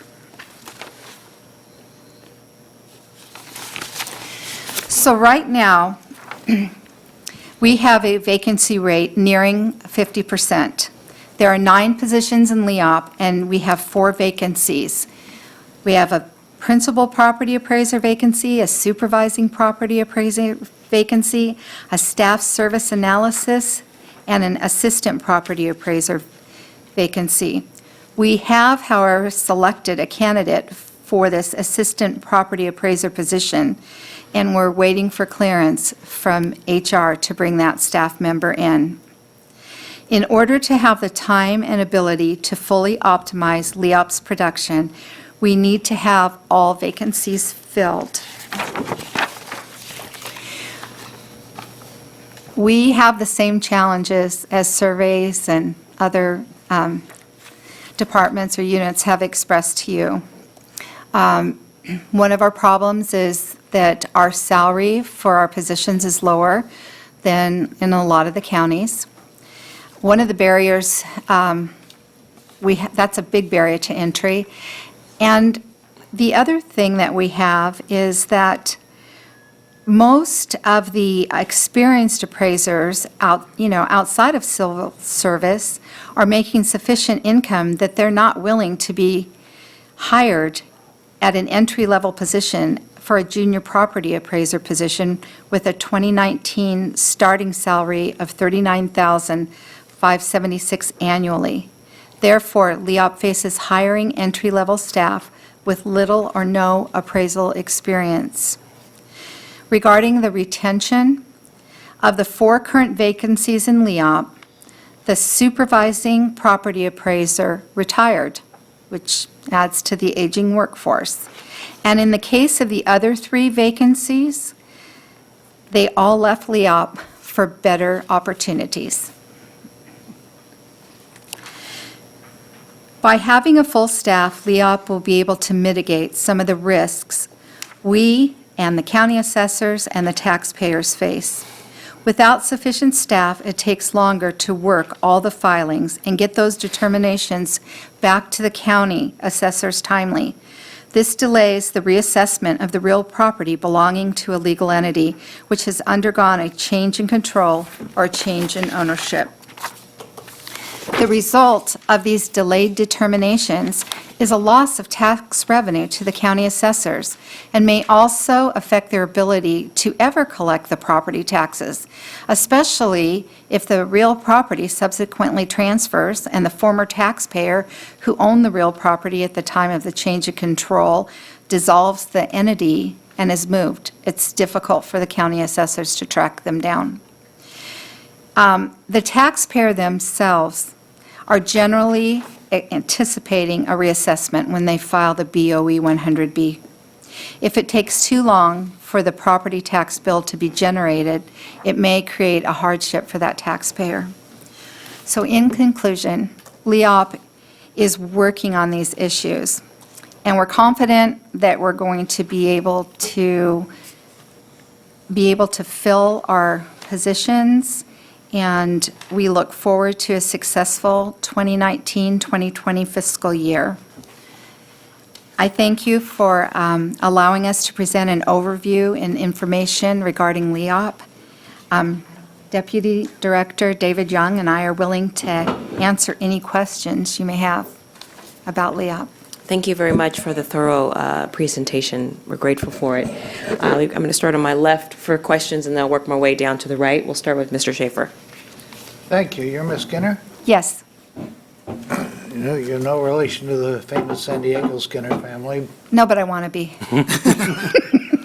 Say, you mentioned here, property not reassessed. Is that a minor problem, or is it a big problem? I mean, are we talking millions of dollars, or just, I would think that a good way to avoid some of that is require that a entity who does a filing with the recorder have a little questionnaire, what percent is involved here, or would this be subject to such and such a rule as to affect a change of ownership or change of control? If I was filing such a document, it would be a red flag that I wouldn't want to have to sign, as I was hoping you wouldn't notice. Yeah. Do we have some way of making these red flags so we won't miss them? Well, basically, when they file their FTB tax returns, they're asked questions. If an entity owns a business and they fill out a business property tax statement, they're asked. But right now, legal entities rarely record a deed or their merger agreements or anything like that with the county. That's why we are in the picture. But when they fill out their FTB tax return, they have a question on there that said, did somebody acquire you? Did you acquire somebody?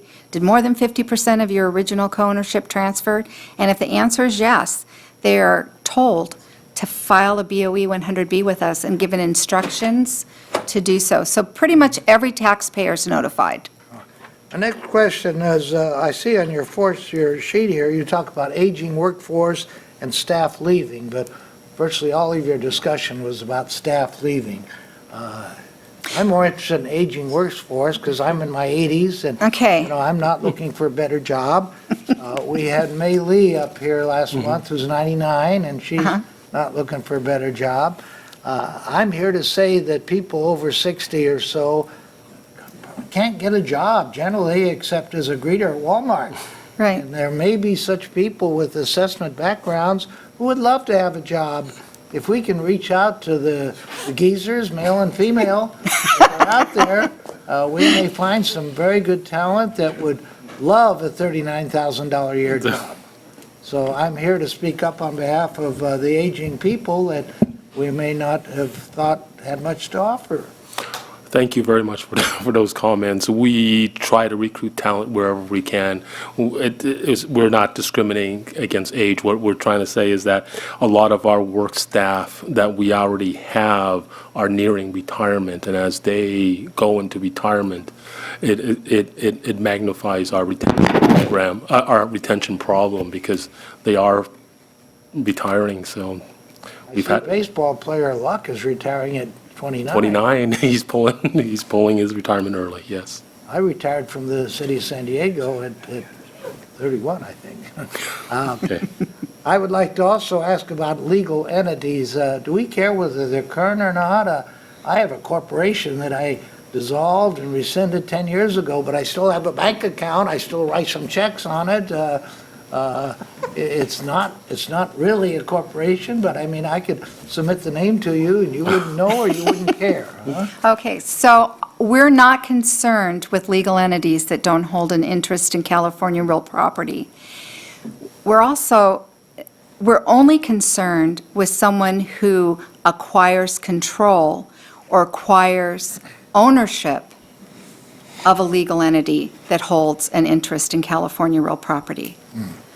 So when they have that kind of a change, which they will indicate on their tax return, then their real property becomes reassessable, and we are interested in that. I see that government leases get reassessed regularly. Yes. They're different. We have a lot of that in my district. I'm thinking of SeaWorld and Campland. They're all leased, I think, from the city of San Diego, which is a government entity. Is Mr. Dornberg, I'm sure, is on top of that. Do you have any personal knowledge of it? Well, first of all, at the county level, they're going to be reassessed, but let's just say SeaWorld Corporation owns SeaWorld. And Marine World comes in and buys SeaWorld Corporation, and, that actually gains control of SeaWorld, then that would cause a reassessment. But right now, if SeaWorld just has the same ownership as they've always had, their property is just reassessed by the county as usual. It doesn't create a new base year value. They had their base year value, and their property taxes are just going up But they are until vulnerable. someone acquires the corporation or whatever legal entity owns them, then that would create a new event. Well, since they all lease from the city of San Diego, lease SeaWorld, they all vulnerable to reassessment, I would think. That's true. That's true, at the county level, but not with us, until there's a change of the owned And I entity. raised my concern over fonts. You're giving me a document that's 30, 40, 50 font, and you could probably do it in 14 or 16 font, and I'd have 10 pages instead of 26. Maybe you're trying to make it larger for a screen, and I can see that. And I understand that you only make a half a dozen paper copies, so there's not that many trees being felled. Well, thank you for that. Appreciate it. Thank you. I have nothing further. Thank you. Senator Gaines? Yes, first of all, I want to thank the board and staff for bringing this issue up. It's a great issue to discuss, and ironically, I was visiting the county assessor in Merced County, Barbara Levy, and she had indicated to me that there was a case that was still being worked on by the BOE, a LEOP, that dates to 2014, and I just was unclear as to why does that case continue on into the fifth year, and is that something you could follow up on and let me know what the status is? Yes, I can. Okay. If you email me, Sure. lori.skinner@boe.ca.gov, I'll follow up. Great. Sometimes we're unable to process filings because we don't get a response from the taxpayer, so it just puts us on that. Yes? All due respect, Chair Cohen, members of the board, that should be direction that goes to the executive director, and we can appropriately Oh, respond that thank way. you. Yeah, okay. So, yeah, if I could, please ask the executive director if you could just follow up and give me an update on the status. I appreciate that. And that is it, other than, staffing and training, anything that we could do to accelerate that. And I would be all in favor of taking inexperienced individuals and training them, if that's what it comes to, because we're going to have to fill these positions, not just for your department, but for the entire BOE. And, if folks aren't available out there that have the experience, then I think we just take it in-house. And I know that we're working on salary-related issues, but maybe by the time they're trained up, we'll have some of the salary issues resolved, and we can hang on to them. Yep. Thank you. Thank you. Thank you. Mr. Vasquez? Yes, when you mentioned the 50% plus, Yeah. that's what triggers it? So if somebody owns It's- 50%, Okay, does that also trigger it or no? not 50%, it's more than 50%. So if So it could be if there's a 50 joint tenancy on it, that would be 50%, right? Right, that would be 50 if our husband and wife owned Yeah. it as community property, that would be 50/50. That wouldn't trigger anything. 50/50, no. It's, when it could be 50 point, a string of zeros and a 1. It's anything over Over. 50%. Yeah. That's interesting. It's Yeah. one of those loopholes. Yeah, all my other questions were answered. Thank you. Ms. Towers, please. Thank you. Thank you. Great presentation. Very happy to learn that you guys have modernized your process, your system. I believe you said something for the 2018-19 that you've only, your filings are down by half, it looks like, and they were down by half. Our process, you're down because of the new system, you held some. We because of- didn't mail. We didn't to mail get the new- request to file We the didn't, statement. and the reason is because all of those filings needed to be scanned in our system. So everything that we had in our office needed to be put into the new system, which required a lot more hours and time. And so we just waited till we're on a level playing field right now. And so next month, we'll start sending those requests out. So actually, that's good, but here's my question. It has nothing to do with, mine is about the penalty. If a penalty is imposed, what is the legal entity's recourse if they disagree with that penalty? They can, they have a penalty assigned to them, and they're notified by the county assessor that a penalty applies. They have 60 days to ask for an abatement of penalty. And they go before that county's Board of Supervisors and present their reason that they're requesting the abatement of penalty. So just like the regular assessment appeals board? Yes, that they're- yeah, county? whatever that county's, Board of Supervisors or Assessment Appeals Board is.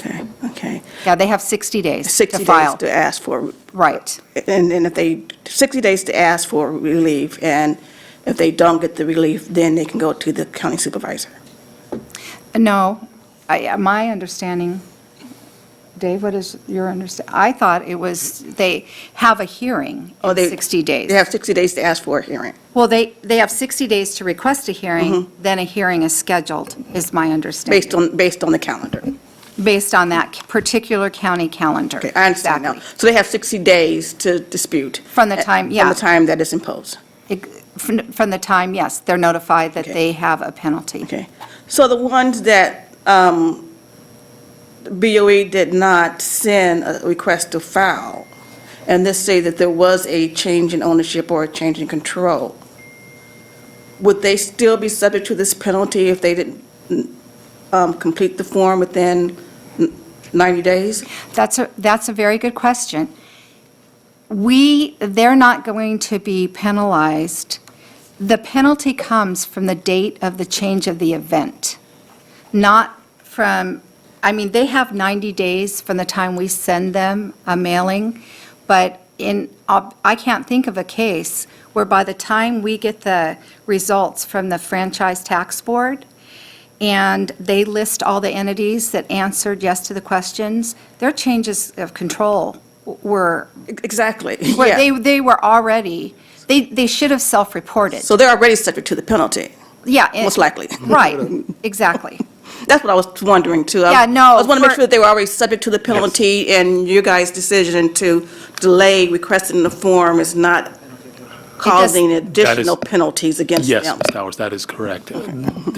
It's 90 days from the day of event or we request. So both are triggers. In this case, the 90 days would be the trigger. Okay. So you are correct.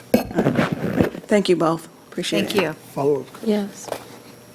Hearing that discussion, so does staff ever meet or have conference calls with FTB to No. get additional data? No, it comes automatically. It comes, okay, so management, you can talk about management. I got you. I'm Okay. staff, no. We have an agreement with FTB. They collect data and they transmit it to us on a monthly basis. And when we do talk to them, it's to renew that agreement. So, and they seldom have additional data that we would need in order to make a determination. So once they transmit to us, it's up to us to follow up and source out the information we need in order to make a determination. So you would initiate that, I guess, further? Okay. Well, Ms. Skinner, you have outdone yourself, you and your team of folks. Thank you very much. Today's presentation was so detailed-oriented and filled with a lot of information. Senator Gaines and I were just kind of having a sidebar, just talking about how much we value your presentation because we didn't know. Thank you. So it was very helpful. And I think it just further is another example of how the board, we can work together, and the work that needs to be done to continue to modernize the process. just so that all of these functions that we're hearing have the resources that they need in order to fully execute with the different various programs that the BOE oversees. Thank you very much. Thank you very much. Thank you. Let's hear the next item, please. Our next item is K4. Mr. Mark Durham will provide an update on legislative bills impacting the Board of Equalization.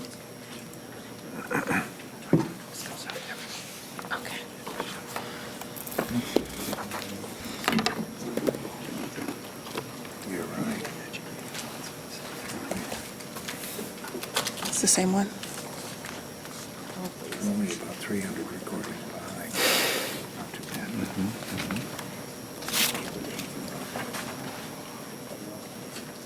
I think it's important that we're watching. Thank you.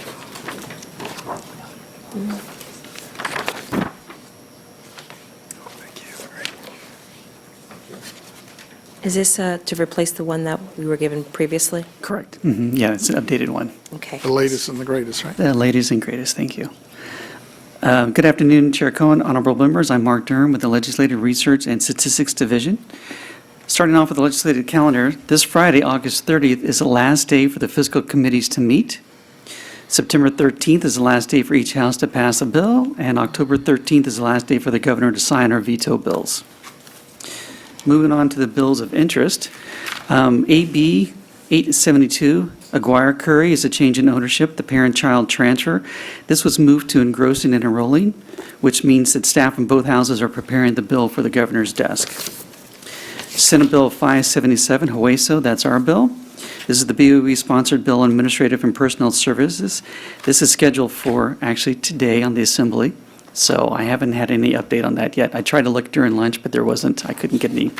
So I'll let you know as soon as I find out on that one. The following bills are scheduled to be heard on August 30th in the Assembly Appropriations Committee. Senate Bill 196, which is the Welfare Exemption Community Land Trust. Senate Bill 791, which is the Senate Governance and Finance Committee bill. This is the Aircraft Certificated Aircraft bill. And Senate Bill 663, Jones, which is the Property Tax Veterans Exemption. So those will be heard on August 30th, on Friday. Moving on to the Assembly Revenue Tax Committee, the following bills were held in committee.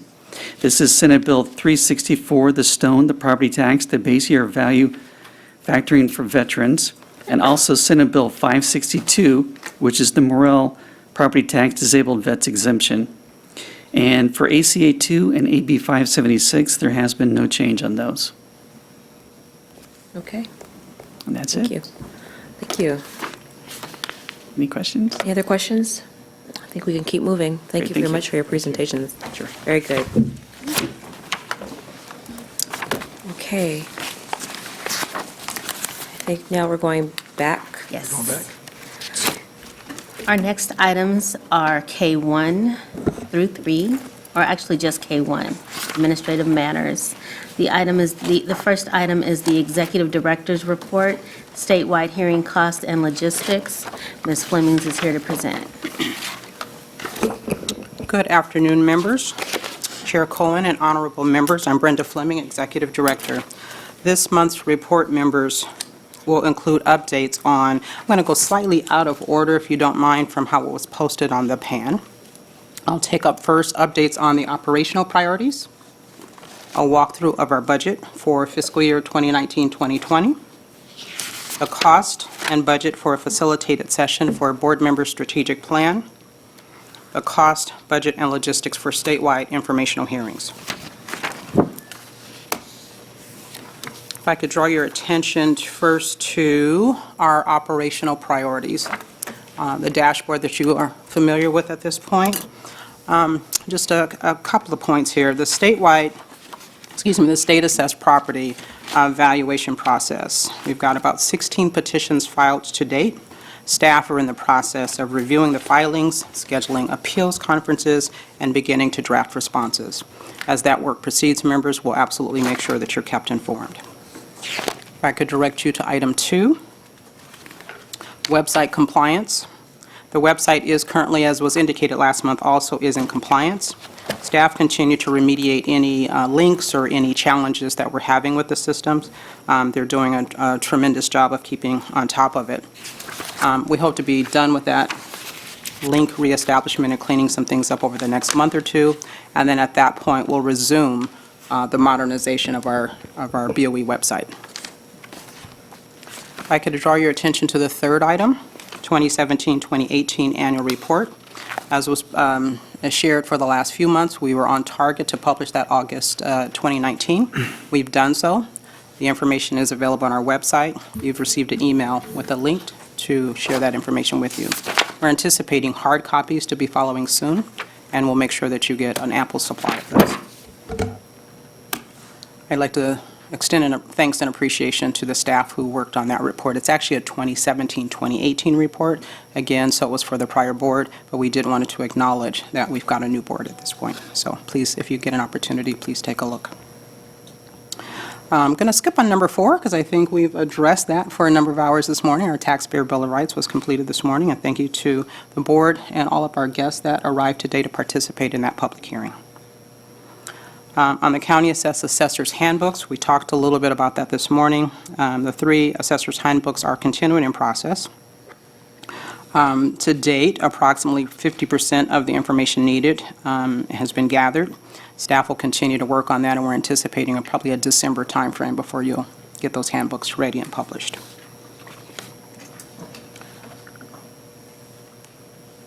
One of the other items that I'd like to draw your attention to, members, which is the big ticket item, and that is on our office relocation.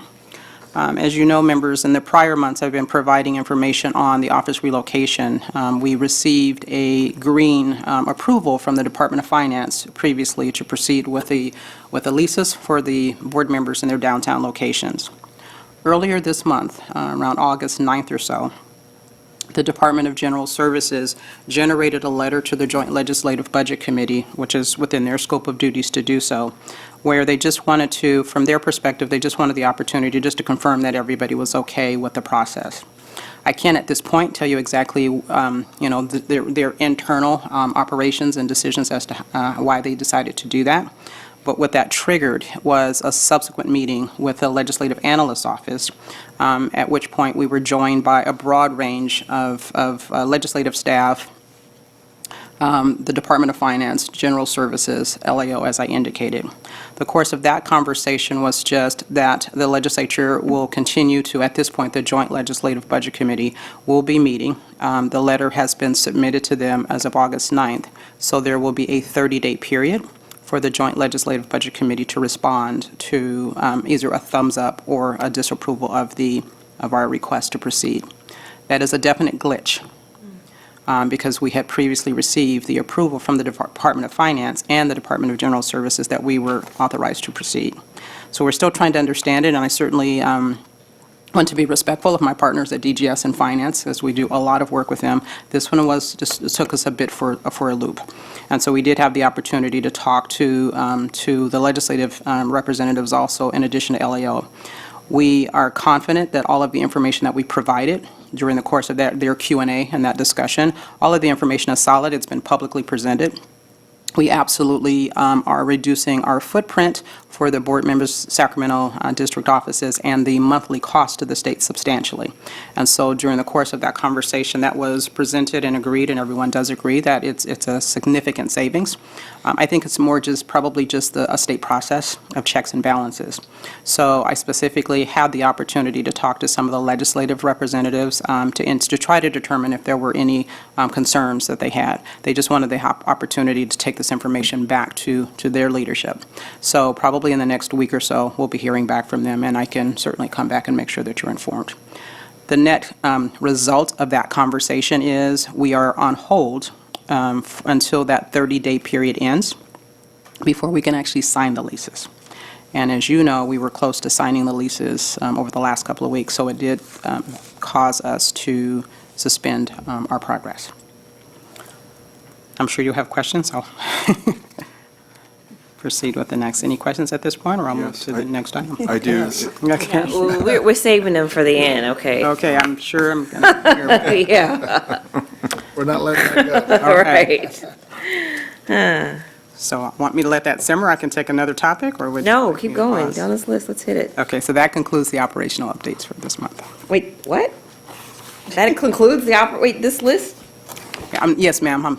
Today, just due to the respect of time, and I've got a number of other items to cover for you, respectfully, Well, let's take up the questions now, or what? would you like to take up the questions? Yeah, let's take up the questions now. Next time you'll go first, before everybody else. Yes, ma'am. Vasquez? Yeah, so if I'm hearing there's nobody here from DGS today, is it? That is correct. I'm sure they're watching. Okay, I was hoping somebody would be here, because to me, I mean, this is a huge savings, right?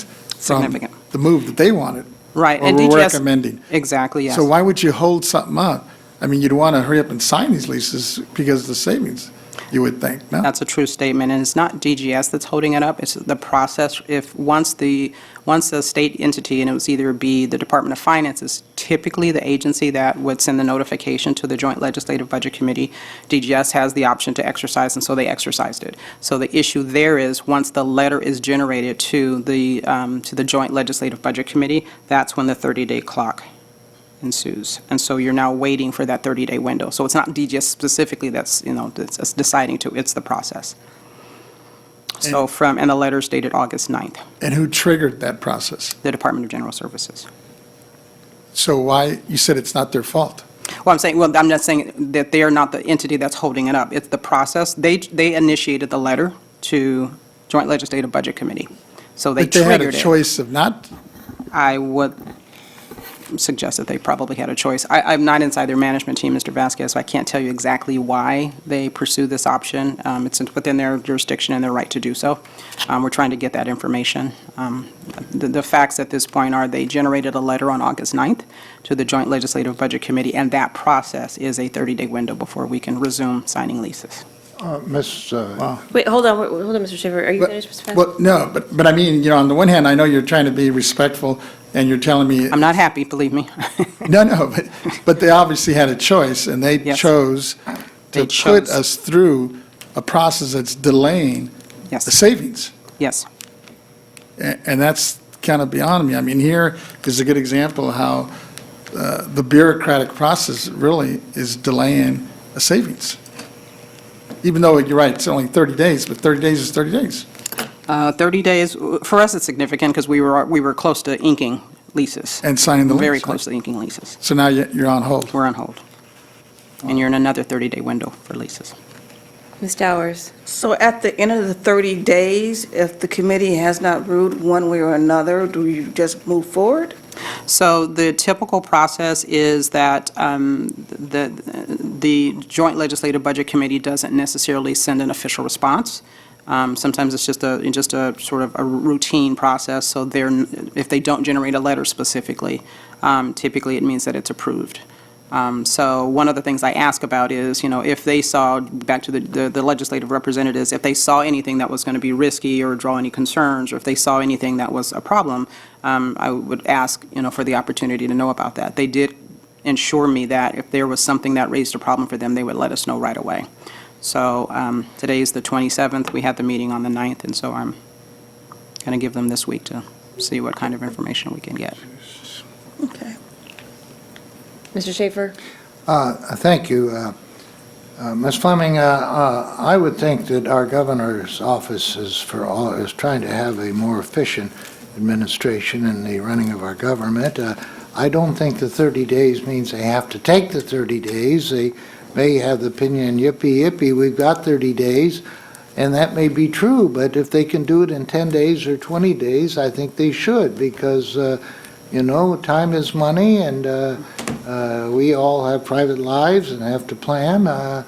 If I were Mr. Nanjo or yourself, I might ask the governor's office if they would issue a letter encouraging any of these 30-day limits that we are blessed to have could be interpreted as 15 or 20-day limits if we have the capacity to so perform, because we want to get things done now. Thank you, sir. Yes, I'm just disappointed. I agree with the comments of Member Vasquez, and I don't understand why we can't move forward. The savings, I think, is close to $35,000 or $40,000 a month, so that has me really concerned. I appreciate Member Schaefer's comments about the time. If we can get a response more quickly through the administration and through the legislature, that would be very much appreciated. Yes. And members, my intent is to circle back with Chair Cohen and work through the chair's office to see if we can get some assistance. Circle back with you. Well, that's interesting, because, I mean, if you received a letter on August 9th, and I'm just hearing about it today, I mean, we have multiple conversations. That's disappointing. Yeah. So let's just keep moving on. I have one more Okay. comment. Any other questions? Yes, Ms. Stowers? I just want to acknowledge that I did have the opportunity to read the annual report. It looks very good job. So, Thank you. nice overview of what took place the last year. Okay, thank you for that. Kudos to the team who prepared that material. Any other questions, members? Ms. Stowers, just as a follow-up, you're talking about the annual report that was sent out, the link that was sent out yesterday? Yes, I am. Yeah. Okay. Thank you. Anyone else? Next.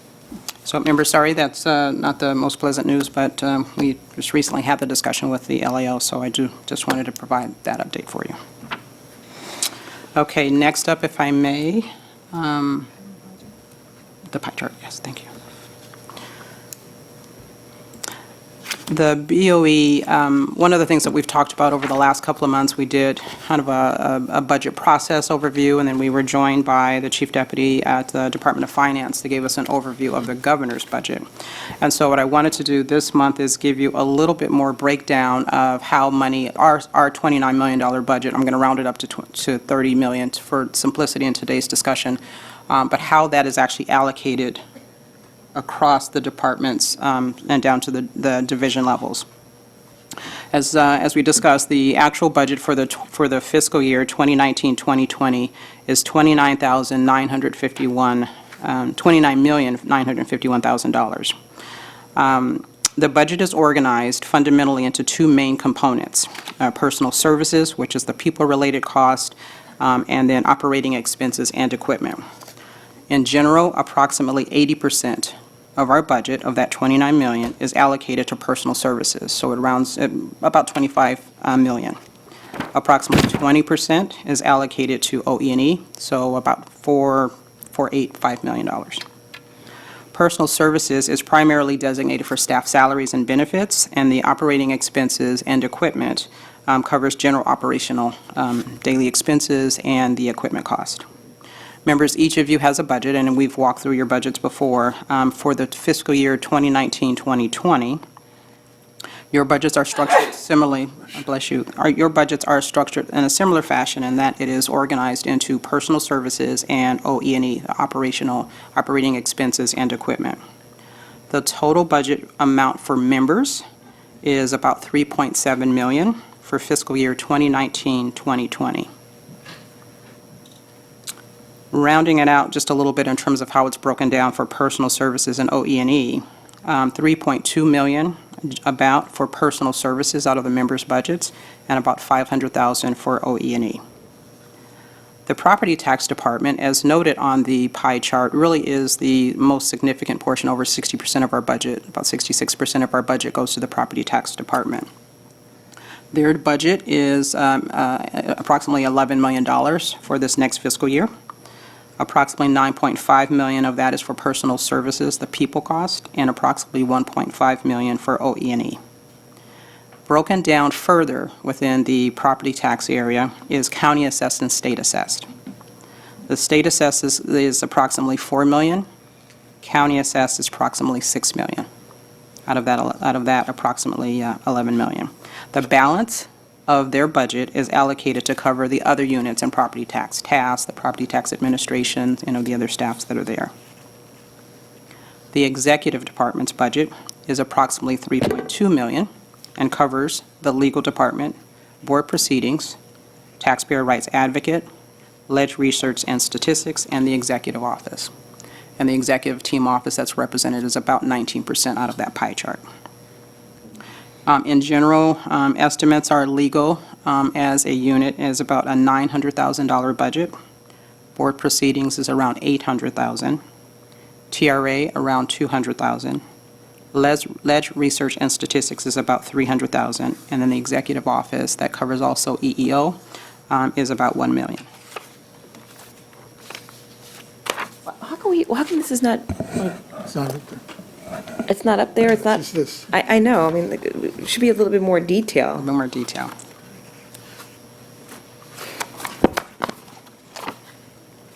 Maybe we should get a report from, And members, what I'll do is we'll come back to you with all of the specific detail. This is intended today to be an overview of the budget. When we sit down in your offices, I can go through and you'll have charts to have all of this information available to you. that would be helpful. Yeah. I want to formally request that this board consider directing the executive director to take the necessary steps to ensure that the board receives a quarterly budget, revenue and expense report effective November 2019. Sure. This is not going to do, we don't know, this just tells you what the budget is. It doesn't tell me where the expenses are on an ongoing business, and I think it's our fiduciary responsibility to understand the dynamics of this department. I welcome any comments, but I just want to go on the record to reiterate my concerns about the inability for this board to review in detail the expenditures of this agency on a regular basis. That concerns me. You need a second for that, or you just? is it consensus? If I may, members, and I don't mean to interrupt, but what we do provide for you is for the members' budgets, you do get a monthly budget report for expenditures. What we have not been doing to date is providing those expenditures for the agency budget, because that's part of the operational budget, and according to the law, that's still under our jurisdiction. Be happy to provide the summaries of that detail, but we do provide you get recurring reports on your monthly budget, and that information we get on a monthly basis.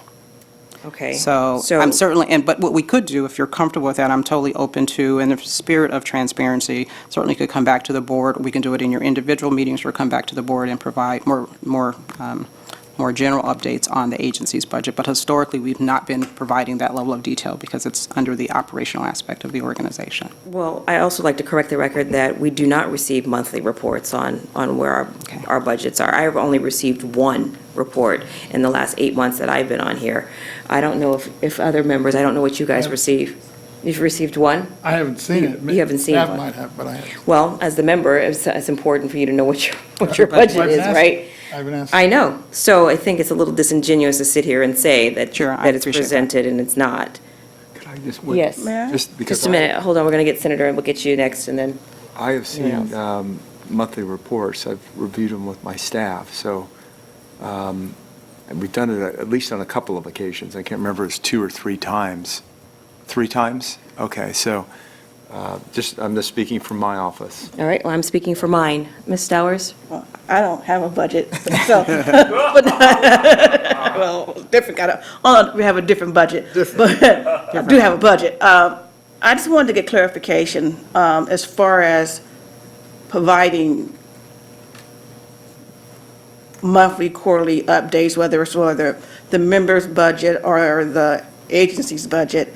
Is that information readily available, or are we still gathering it through our new statewide fiscal system? Good question as it relates to the fiscal system. So Fiscal is the name of the system. There are still challenges trying to get full, complete, accurate, I shouldn't say accurate, but full information out of Fiscal. So what we've been providing is, and I'll make sure that if for those who are maybe not seeing it, what we get out of Fiscal is about 30 days aged. So if I give you a report that's dated May, it's based upon the data, your expenditures that have been entered in the system probably until like the April timeframe. So the last report that I've received out of Fiscal for the last fiscal year is dated May of 2019, but it really reflects data that your expenditures that have been, and all of our expenditures that have been entered through April. So Fiscal still has its challenges on that 1.1. On this other side of it, and that's for the prior year's budget. For the 2019-2020 budget, The estimates that, what I have that is accurate and is correct is the budget for the agency. So the $29,951,000, that is an actual number, we know that detail. They have provided the high-level general numbers, those breakdowns that I provided for the member's budget, I've got that information. So it indicates the 120 for each member's OE&E, and then the additional amount for the personal services. What I don't have with specificity yet is the specific 2019-2020 detail for the agency's budget. We typically get that information anywhere between the end of August timeframe and like beginning of October.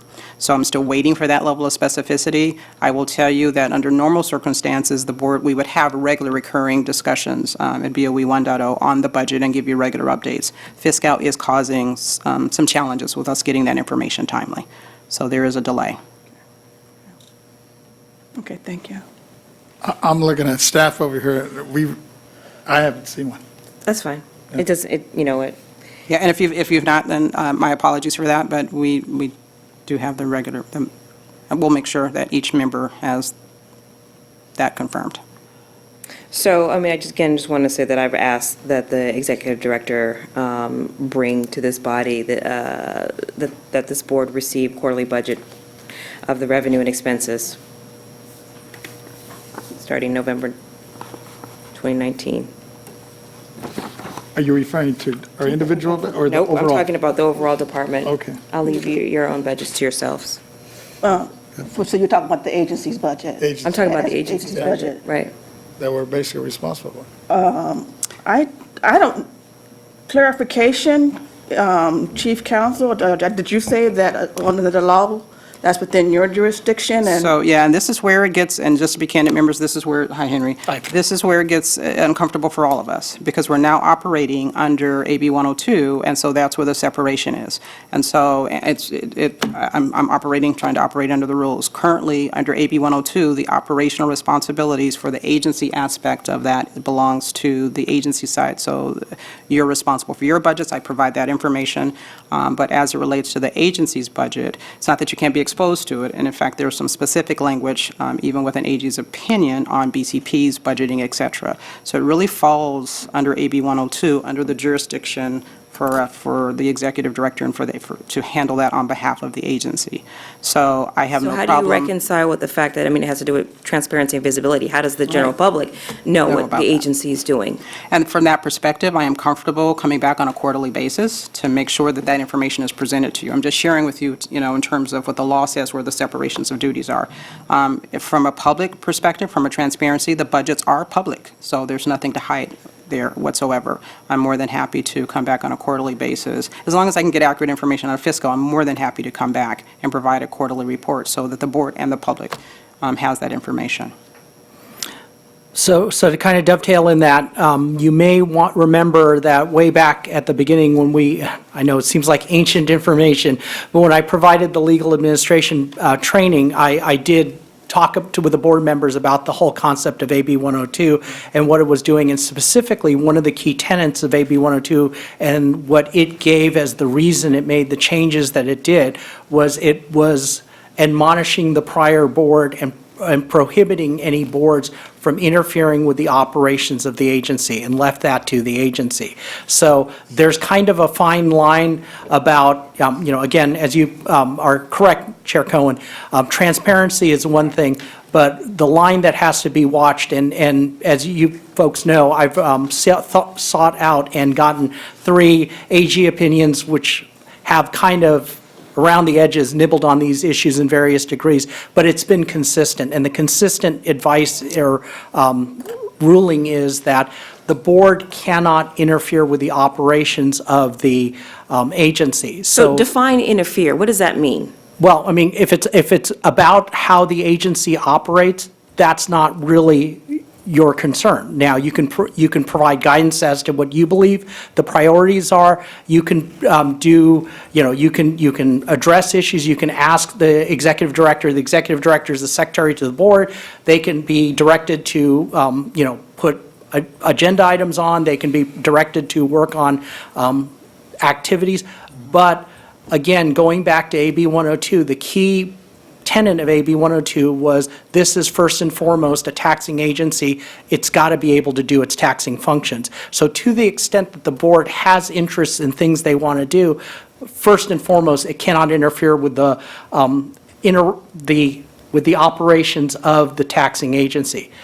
In addition, what AB 102 did, and some of the AG's opinions confirmed, were things like budgets, where the agency spends its money are operational issues, and that's for the agency to decide. So, I mean. Question through the chair, the appropriate. So I understand what you're saying, and I understand that it sounds like your interpretation. If you have 3 other AG interpretations, I'd love to see them. I have sent those to the board. You have all 3 of them. I can Okay. resend them. Yeah. Okay, you don't need to resend it. I have it then.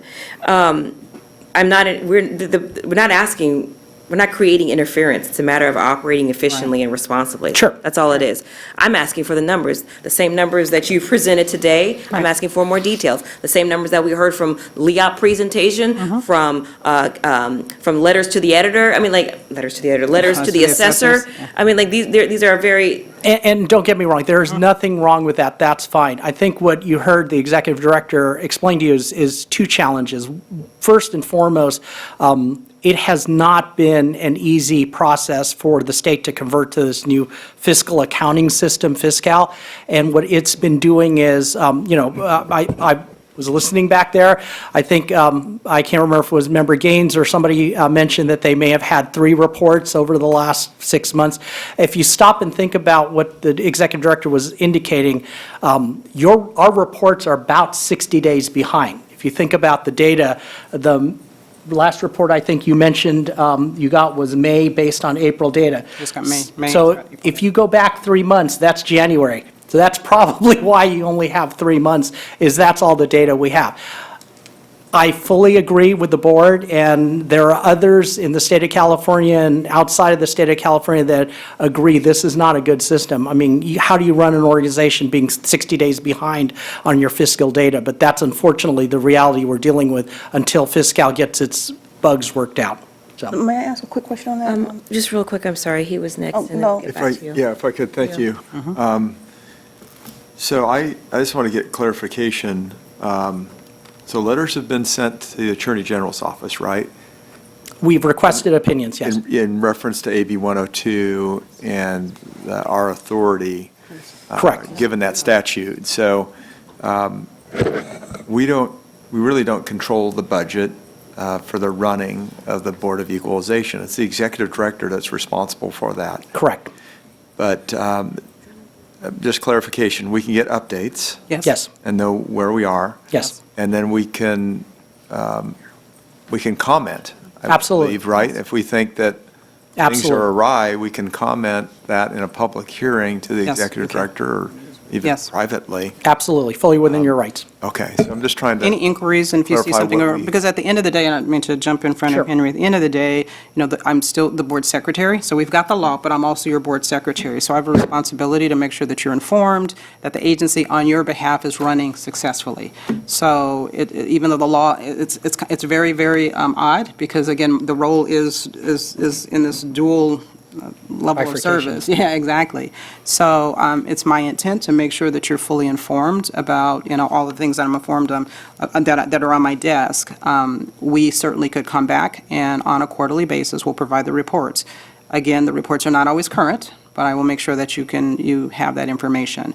Where To the best of your ability, I mean, if To the best of our Fiscal is ability. behind, they're Yeah. behind, Yeah. maybe it'll take. And that'll time be for a that to part get of the back up to transparent speed. discussion that says, this information is current as of this timeframe. So currently, right now, we are working with data that goes through expenditures through April. Okay, and if we have 2019. an issue, we can bring that up in a public hearing. You absolutely If we can. feel that Just like we're doing now, absolutely. money is not Express being your- appropriated in the right fashion, we can express Correct. that to you in a public hearing. So Absolutely. I think we can, we have the ability to express what's You have the happening with that ability budget. to engage with me in that process, but on the day-to-day basis. That's where the transparency is, in my view, is that we have that opportunity to get these updates. You're absolutely And if we correct. disagree with how things are happening, we can express that Absolutely. to you.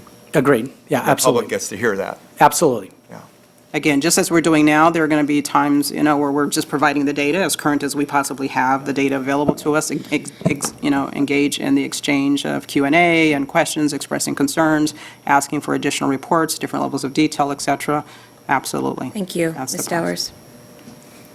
I just wanted to be clear, I didn't mean to say that fiscal is not performing. Yeah, I'm not here to- yeah, Want to to make that clear, that I'm not putting it indict down, fiscal. but there are some delays, but it's also when it comes to showing what has been spent, especially when it comes to travel or advances, all based on what's been put into the system.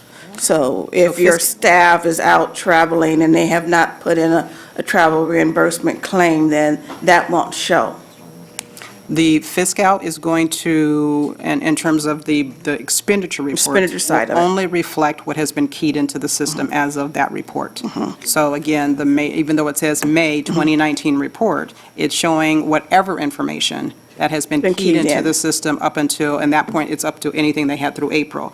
The footnote there is, even though it's keyed information that the accounting team has received to April, it still doesn't mean that it's 100% of the data set, right? So I could have submitted some number of expense claims or had some expenses in April, but if it's not 100% of those expenditures, it's showing. It's not going to be complete. It's only going to show you. Only what they've It's received only and what keyed data in. is keyed into the system. So if, let's say if I was an employee of yours and I traveled and I didn't put in my expense claim, that would not be in there. Correct. So it won't show that. So the expenditures could be off. It's the data that it provides is based upon data expenses that have been entered into the system. Okay. Oh, definitely. Okay, thank you very much. I understand that. And so right now, when you're getting those reports, they're not necessarily, the monthly expenditure reports are not necessarily current. They're not that they're inaccurate, but they're not current because They're it's not only as current good if as they the don't have, data. if all the Only data as good as- hasn't been keyed in Right. or provided to be Right. keyed in. Right.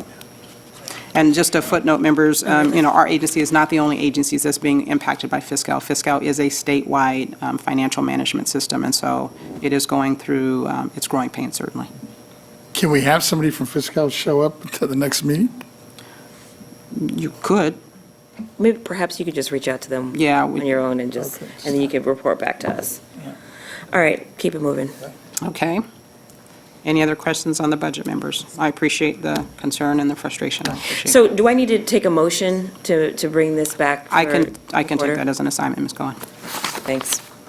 Okay, members, if I could now move you, I'm good, thank you. If I could move you now to the next item, which is the board member strategic plan, and this discussion is on the cost for facilitated sessions.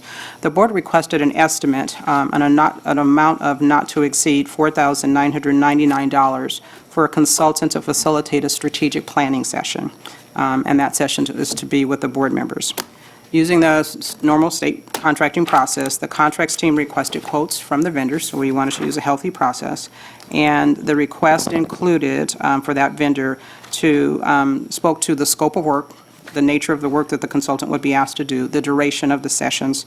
It gave the vendor insight into the goals and the objectives of the strategic plan and the deliverables that we were expecting at the end of the process. Out of that request for a quote, one response was received with a quote of $4,995. The consultant would be able to provide a 4-hour facilitated session with the board at a public meeting, tentatively, I believe, proposed for the September meeting, possibly day 2 of the September meeting. The consultant would facilitate the discussion on strategic goals and establish a framework that could be used to develop a board member's strategic plan. The consultant will facilitate the development of a strategic action plan and deliver a final report of the strategic planning session that would include the framework, the agreed-upon actions, recommended actions, and options that the elected board could use in refining the plan for future strategic planning sessions. Members, following your discussion on this topic, we've had discussions on Mr. Vasquez's leadership and the chair's leadership to come back. I think last month or the month before is we had the assignment for not to exceed $4,999. So we have been able to provide that information. The quotes look solid. The scope of work looks solid. I'm happy to answer any other questions. This would require an action if the board would like to proceed with this strategic planning facilitated session. I'd like to acknowledge the vice chair for his leadership on this strategic planning process. You and your staff have been right on point driving this, as well as with the assistance of the executive director. As stated by the executive director, and I'm sure it'll be echoed by you when you speak next, that the vendor has previous experience with the agency and it's capable of providing the services without needing time to ramp up and engage in the extensive learning curve. So again, just wanted to publicly applaud your leadership. Thank you. Thank you. So it sounds like we need to actually take a. We need to take a motion. Motion. Before you guys go, I'm I have sorry. a quick question for the motion. Yes. So the cost of $4,999, that's funds coming up from where? That comes from the board members' budget. Okay, all righty. I'm not going to vote on. And I think that was part of the prior discussion. I'm Right, it's sorry not a for- constitutional function. No, no, that's not the reason. It's not a constitutional function. This is administration, but since, I'm going to gladly participate in the session, don't misunderstand me, but since it's you guys' budget, I don't feel right commenting yay or nay on how you want to spend your money. So I'm not going to vote on this particular item. Much appreciated, Ms. Towers. That's fine. Did you want to say something else? Yeah, well, the only thing I would echo is just, I really appreciate the staff. I know we were going through a lot with DGS and actually get this contract to this point. And luckily, we were able to work with the facilitator to keep it under budget. And at the end of the day, I think it's actually pretty cheap. If you look at the overall schemes, as I was checking with other entities that have done these strategic plans recently. For our facilitated session. All right. Yes, question? I'm wondering if maybe, can you expand a little bit in terms of what is included in that cost? What are we getting for that? And Okay, what I'll go through for you is. is that the, meeting held here? Correct. The intent would be that, with the board's permission, based upon your vote today, that it would, at least for tentatively now, would be the September board meeting, the second day, held here at 450 N Street, a 4-hour facilitated session where the consultant would come in, the consultant and one of the consultant's partners or staff would come in and facilitate the discussion on strategic planning for elected boards, with the intent of really kind of drilling down on a framework, for lack of a better way of describing it, a framework that the board could then use for ongoing discussions on strategies, strategic plans, setting goals, kind of rules of engagement, et cetera. The facilitator would, through the facilitated session, would do some discussions with you, some Q&A, and then just the facilitative process that he uses. And I don't have all of that information available to me at hand, but really just going through, asking your questions about your priorities, what you want to achieve, your roles, et cetera, to try to then compile something that he would then take that information gleaned from this facilitated sessions and then go back, do some analysis, continuing to work with us to do the analysis, and then come back to you with a report. That report really becomes kind of your go-forward plan. So that would outline, what the strategies are, how to prioritize, and I don't want to get in front of him in terms of the facilitated discussions, but really just come forward with a roadmap or a go-forward plan that you could continue to use for strategic planning, and an action plan of sorts. Yeah, okay. And did we get a bid? We did for $4,995. Okay, is that included in our analysis here on this? Did we get a copy of it? And Would you like a break it? copy of it? I just got the information. I'm more than happy to provide a copy of it. Yeah, I would, yeah, if Okay. I could. Great.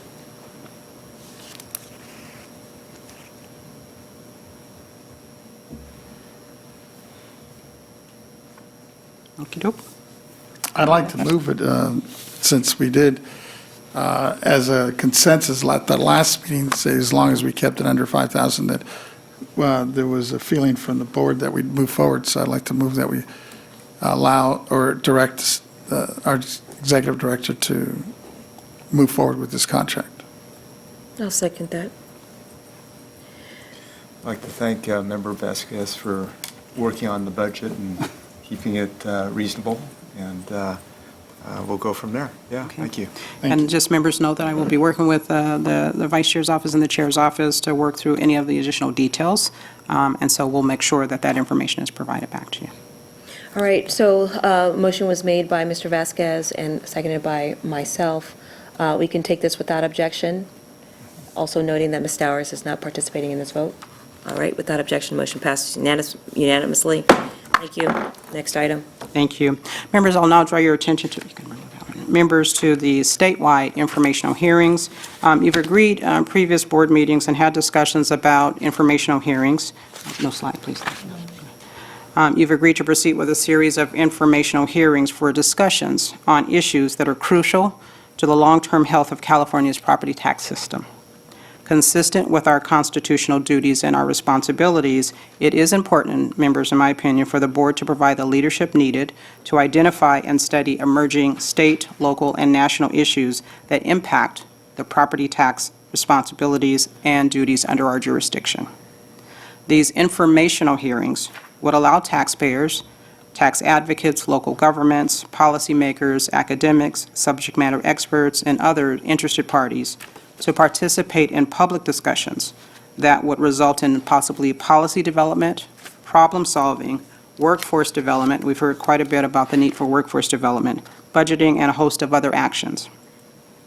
The proposed plan, members, is to host 4 informational hearings throughout the state, 1 in each of your districts: San Diego, Los Angeles, San Francisco, Sacramento. I would take the board's direction on the time frame for these future hearings. To kick off this series, members, the first hearing is proposed for the afternoon of September 19th, 2019 in San Diego, immediately following the County Assessors Association Conference, which runs from September 16th through the 19th. Since all members, as my understanding, will be in attendance, this meeting must be noticed, just like any other regular meeting where all members are there, according to the Bagley-Keene Open Meeting Act. Because all members are there are some advantages. Typically, members, when we are looking at cost incurred for meetings that are off-site meetings, typically are going to include things like employees' flights, the hotel, per diem, plus any costs that would be related to the venue, if there's any. Like a prior board meeting that we held in Irvine, California, I want to say 2015, 2014, 2015 timeframe.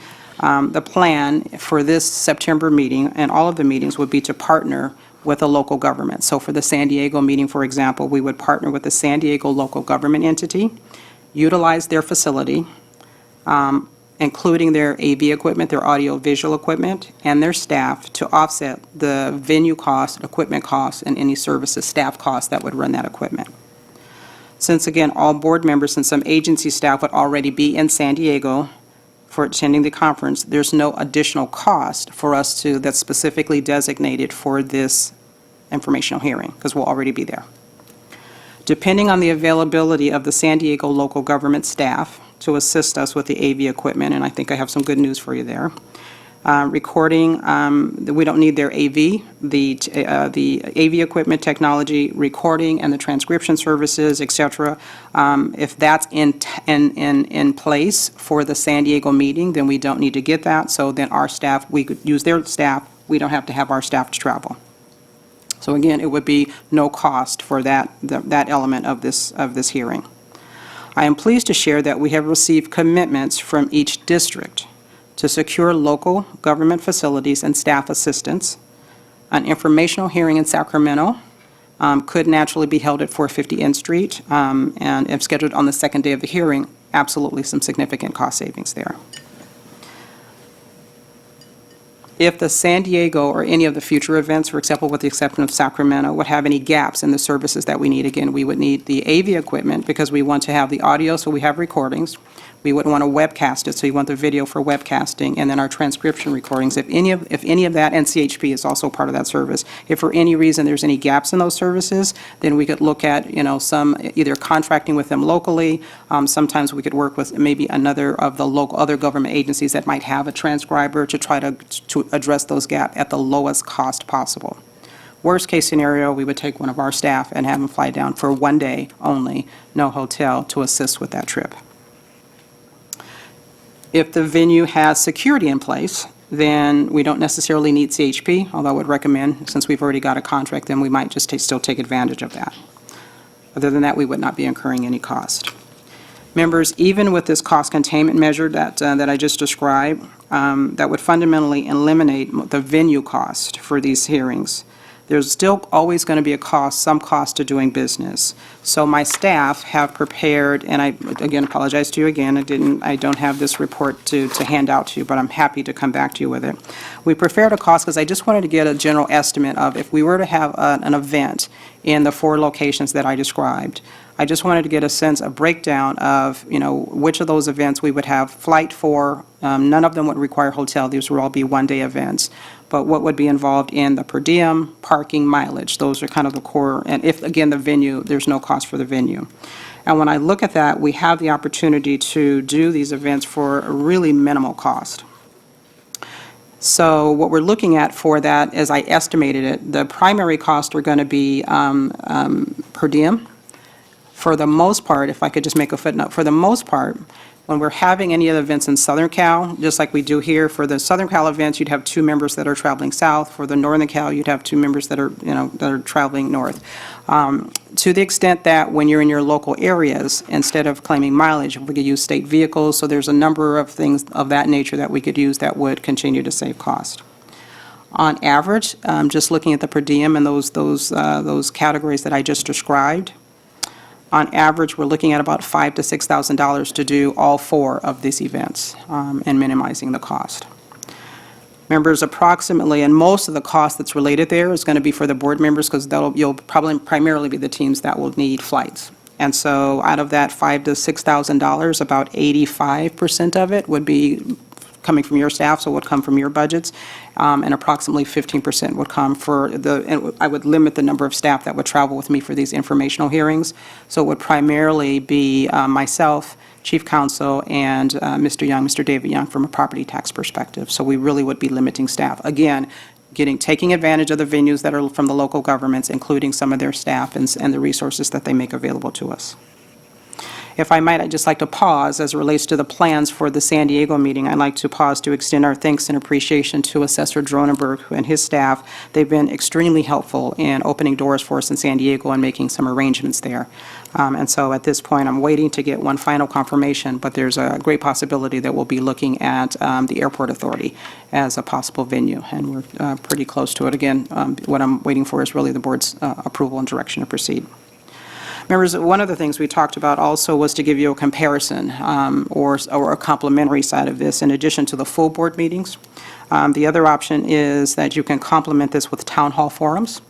And those can be scheduled to engage the same range of stakeholders and any other interested parties. The difference with the town hall meetings is you don't necessarily, it would be localized in your districts, so it would be one member in each town hall meeting. Each member could invite one other member, so as long as you're not, violating anything in terms of quorum, we would not have to publicly notice that, but it's another way to have significant cost savings. Just looking at some historic numbers, typically for the local board, so if one of you had it in your local districts, clearly there's not any flights involved or hotel. If you did it locally, working with another government agency also, or partnering with some of the other local entities, that additionally saves you money. And then for the agency staff, again, if the only additional cost, if you needed any of us there, we don't necessarily need there, but if you invited us to attend one of the meetings, Mr. Schaefer in San Diego or Mr. Gaines in your area, then it would be limited again to myself, Chief Counsel, and Deputy Director Young. So it's a significant cost-saving approach of doing so. Question, if I could. What would that cost for the town hall meeting? So, and historic cost, so if and again, it's going to depend on how you structure those town hall meetings, because we've had some that have been done with, with telephone town halls, and so there's little minimal cost there. The average costs are usually $1,500, $2,000, depending on the venue that you select. Oftentimes, historically, the board member would partner with some local government entities, sometimes colleges, and so there was a lot of cost-saving opportunities there. And these costs that you're giving us are per member? For the town hall meetings, they would be. Okay, town hall. For the informational hearing? For the informational hearings, for all of them, the total for 4 hearings with all of us involved would be about $5,000 to $6,000 total cost. Per member?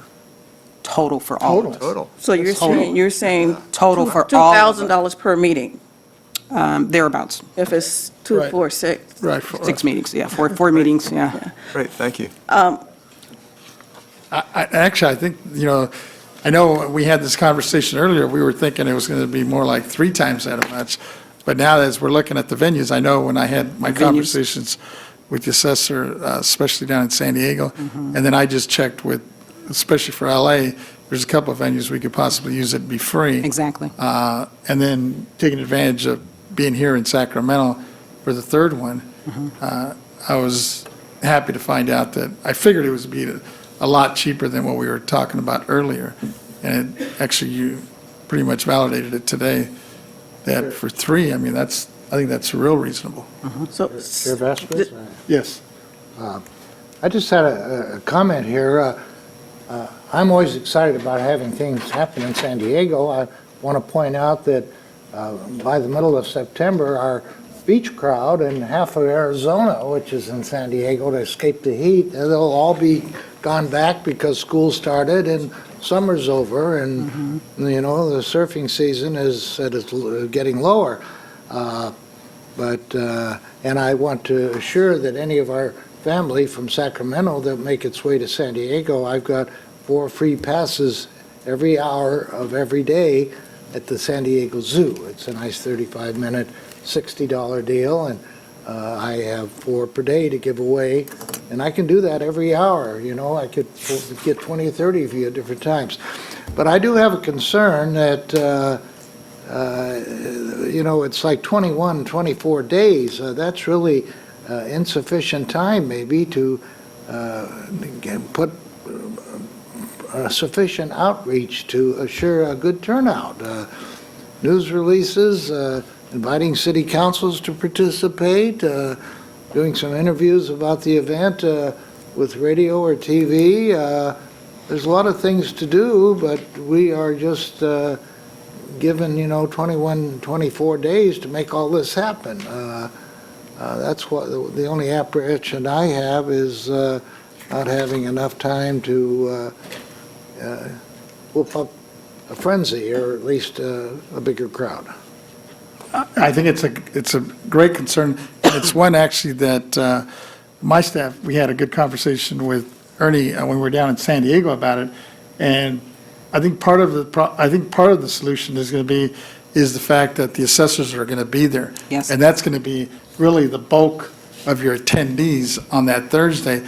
And at least he's not, I guess he left already, but when I spoke to him down in San Diego, he mentioned that he was already going to at least put out a save the date, just in case, right? Just kind of hold the date for a lot of the, like, chamber people and other folks in the community that he would love to at least have present at this information hearing.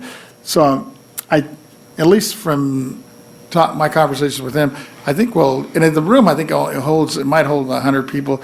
I don't think we'll have a problem filling it, just with our I should say, our captive audience. It is a public meeting, and we hope to also do some outreach once we now finalize it. And we'll rely on your connections in San Diego as well to And I get want the to word out. extend the free zoo to Ms. Davis's assessors, so Yes. maybe that's another incentive to get them. We're talking $65 free tickets, and we're talking for their wife and their kids. I mean, whoever you can bring Okay, down. all right, let's keep it with the agenda. Okay. Okay. Ms. Dowers? Thank you, Chair. I too think that, it's a limited time to promote and make sure you get the audience that you want.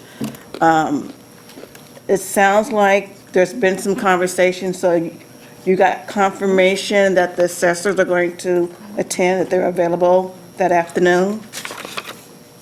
That it's, from my conversation, well, Leslie's here, but I know in talking to mine in the Southern California region are excited, and they're just been kind of holding the date. Okay. And all of them are going to be attending, or most of them, I should say, will be attending their conference in San Diego. And here I see Leslie coming up. She'll probably chime in as well. But, so I don't feel that will be an issue in San Diego. And then moving forward, the next two that we schedule will definitely have a lot more time. Exactly. And I think we're going to need it because those, we're not really piggybacking on top of a conference that's already going to be happening. Like, for example, in Sacramento and then in LA. San Diego. Ms. And I Davis? also have, I do want Ms. Davis to talk, but I do have some more questions, want to let you know. Ms. Davis? Well, the point I wanted to raise for the board is I've also reached out to the assessors, and the majority of assessors come from counties north of the Grapevine.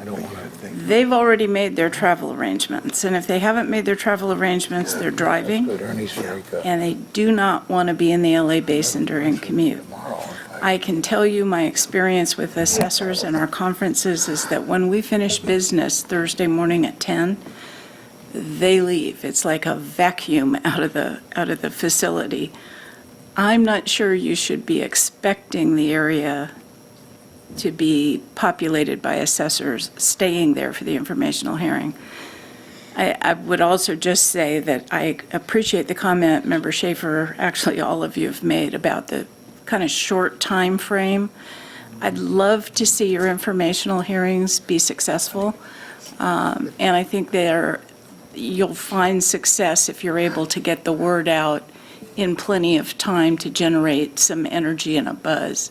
And I'm a little worried about 3 weeks being sufficient time, but in terms of assessors being there, I've had phone calls. I have a couple who are south of the Grapevine who've said, yeah, I'll stick around, but I've also had a lot of calls from people who've said, I've already made travel arrangements, I don't have a travel budget to stay in the hotel another night, and they won't be there. Okay. And then some other questions, 'cause I was worried about that too, because people do drive. So planning, when you're saying informational hearing, are you going to have people as a panel, or is it just general public coming and asking questions? Do you have a topic? What are we You going to know what, I just want to use today as an example. You had the TRA representing taxpayers. You had taxpayers that are unfamiliar with the process, unfamiliar with the Board of Appeals. We have a due diligence to get out there and take this road on the show, take this show on the road. That's why I'm only simply asking a question. No, it's good. How do you want, what's the format? Is it open door come, ask any questions, just basically what we did today? Or do you have a topic? Do you want to talk about solar energy and property tax? Do you want to talk about exemptions or veterans exemption? We're going to be in San Diego. There's a heavy population of veterans there. What's the plan? So Well, I was going to just, yeah, it's a good point. I think for this one coming up, since it's so quick, and we're only talking 3 weeks out, is that we were just going to zero in on 2 topics. And the main, really the principal one, is going to be having a discussion, an informational hearing with the panelists, talking about split road, because it's going to come in some form. We know it's coming. So and the assessors, at least many of them that I've spoken to, that's their big concern, because many of them today, even if the split road doesn't go forward, they're having a tough time finding enough assessors just to meet the current demand. And if this thing goes forward, they're just worried about the inundation of the workload. So we're going to bring that up and have some conversation with them. And then also have them, many of them that'll be there, have them give us their opinion and their suggestions as split road moves forward. Because there's still some wiggle room right now in talking to some of the legislators that to possibly influence whatever language actually comes out on the ballot. So we were going to try to take advantage of that at that So split opportunity. row. Yeah. So have you reached out to panelists already? There's been some conversation with staff. I don't know if they've nailed down the specific individuals unless the executive director has. So to date, we've not reached out to specific panelists because I'm bringing this before the board to get approval to proceed. So there's ideas, again, in terms of topics, with some assessors, and I recognize that not all of the assessors will be available. We actually had that conversation in the Tahoe meeting. So we know we're not going to get 100%. This Right. will be the first one. But honestly, you hear a lot about the challenges that we're having. So we got to start someplace to start having these informational hearings and starting the discussions. So even if this one is not, it's not the largest of venues also, but I would suggest strongly that we at least get it started so we can, and take advantage of us all being there with the assessors to at least start the conversation and get it moving. Certainly, subsequently, when we look at the other meetings, be they in Los Angeles area or San Francisco and Sacramento, we certainly will have more time to be more thoughtful about, okay, how are we going to map that out and what are the other topics and build the agenda. So I don't have details on the agenda at this point. I really am presenting the concept to the board to determine if it's something that you want to proceed with. Sure. My objective, quite frankly, was to just have conversations to determine if we could find venues outside of Sacramento where we know the cost could be contained, to just find venues that we could, to do it affordably. And when I looked at the numbers and thought we could, pursue something for $5,000 to $6,000 for all 4 venues, for all of us, for the group of us that would attend, venues being the largest amount, and then flights, I just want to present that information to the board. Well, information hearings are great. I think they will provide value. I am concerned about the short turnaround for the San Diego meeting. I just have reservations about trying to do something in 3 weeks. Plus, we're going to have our regular scheduled board meeting the following week. And I know you say the cost is low, but I'm just wondering, is it going to impact agency staff at all? If we do this informational hearing, at least we got to put out another pan. So in terms of, that was going to be my next point, but I'll move on to that. In terms of the next step for logistics, for us to have, if all members are attending or a quorum of the members would be in attendance, we do have to do it to publish a PAN. The deadline would be September 6th. Because it's not a broad range of topics. It really is just grabbing the lighter than this current agenda. It has, a lot of different topics. But if we had a narrow number of topics and there's not a lot of material that's attached to it, it would just be the agenda. You could publish the agenda by September 6th. Okay, thank you. We're trying to lighten the load and the workload for the staff as much as possible, so. If I could just remind people that we started this discussion back in April. April was when I first introduced the idea and emphasized the importance of having this. The reality is just that not everyone can get to Sacramento, and that there are people that we are not reaching. And it is part of our duty as elected officials and people who serve the state of California to get out and to reach and to be actively to receive information. We started this conversation in April. We've directed the executive director to explore the feasibility of convening the informational public hearing in various counties throughout the state, and ultimately with the goal of engaging in the public process to modernize a $70 billion property tax system. $70 billion. It's the second highest, greatest revenue generator for local governments. That's a lot of money. And I'm a little concerned that I hear people saying, well, it's not enough time. Well, quite frankly, it's been a long time. It's taken a long time to get this up and operational. And, I also want to share credit where credit is due. I think Regina Evans in my office has done a tremendous job making phone calls, doing the groundwork, laying the foundation, reaching out to people when it hasn't always been in her particular lane. And I'm thankful for that. And I also want to recognize Member Vasquez's staff, who has also been incredible, heavy on this, lifting the heavy weight. This is something that I understand few boards have ever done. And so we are in uncharted territory, and I'm looking to get results that we haven't ever seen before. And from what I heard just earlier today, further, I believe, highlights why we need to do this, why we need to leave this beautiful building as this is, as charming as this chamber may be. We need to take this road, this show out of this building and bring it to people and meet people with where they are to help them, because they need help. We just heard just a snippet from the folks in Calaveras County who had quite a trek just to get here to Sacramento. Love to take it up to your district and get into the heart of some of the northern parts, north of the Grapevine.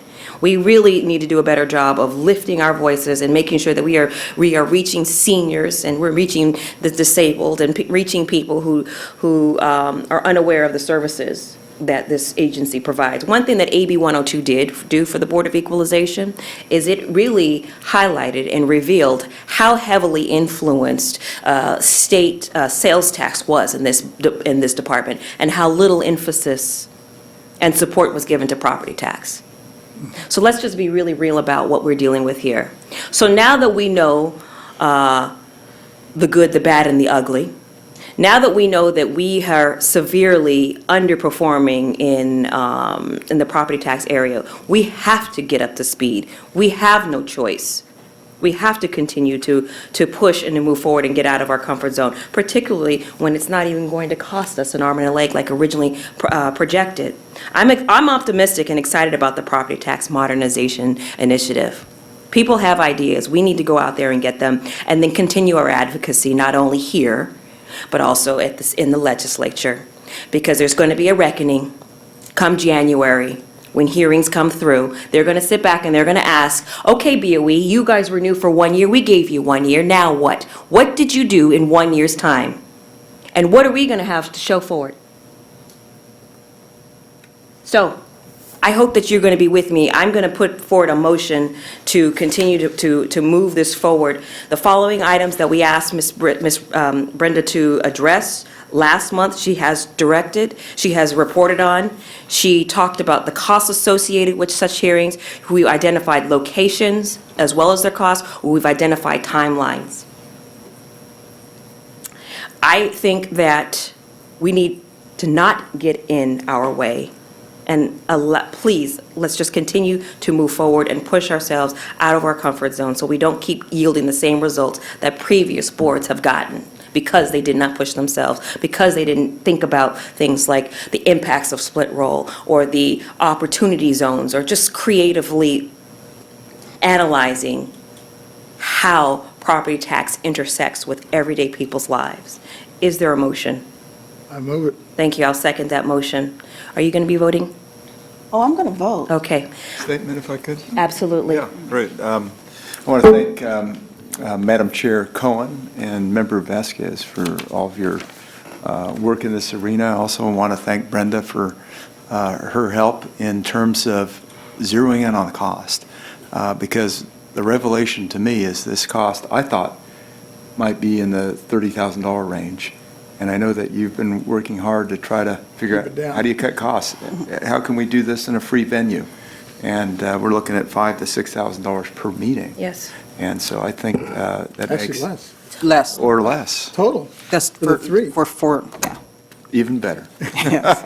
So this is great news. It gives us this opportunity to reach out throughout the state of California, and I support it. Thank you. Thank you, I appreciate that. I see what happens when we buckle down and we can surprise ourselves. Let's do I just, have one more comment before you call the roll. please. Yeah, I'm happy that the cost is down to a minimum as well. I've been saying all along, it's very important to get out there and have informational hearings. I do have a concern about the quick turnaround. I would like for this board, like any other board, to do things in excellence and have something that's well planned. But if this body is in agreement to move forward and have a hearing in 3 weeks, I'm all for it. But with reservations that. Understood. All right, thank you. So just let the record reflect that a motion's been made by Member Vasquez, Vice Chair Vasquez, seconded by myself, Cohen. And can we take this without objection? Madam Chair, if I could make a request, just in my capacity of board proceedings, I want to make sure we capture the motion correctly. So can I have someone restate the motion? I'm assuming it's for your executive, to direct your executive director to move forward with these statewide informational hearings along the lines that she suggested. Is that correct, or am I That is misinterpreting correct. that? That's correct. Okay. And do you need any more details than that? I think I'm good, thank you. Okay, thank you very much. I just wanted to make sure we were all Thank on you. the same page. Thank you, sir. Madam Chair, Yes. I just say, ask if there's any way we could do it on a 6 weeks instead of a 3-week lead time. No. Thank you. Are you prepared to vote, Mr. Schaefer? I vote no. You vote no. Okay, so we'll do a roll call vote, please. Ms. Cohen? Aye. Mr. Vasquez? Yeah, aye. Senator Gaines? Aye. Mr. Schaefer? No. Ms. Stowers? Yeah, she's a- Aye. Thank you. Motion Motion passes. Next item. We're going to have to wait on it. But you know what? It's just- Do we have a quick break for this? Yes, we could take a quick break. Another one. 10 minutes. Thank you.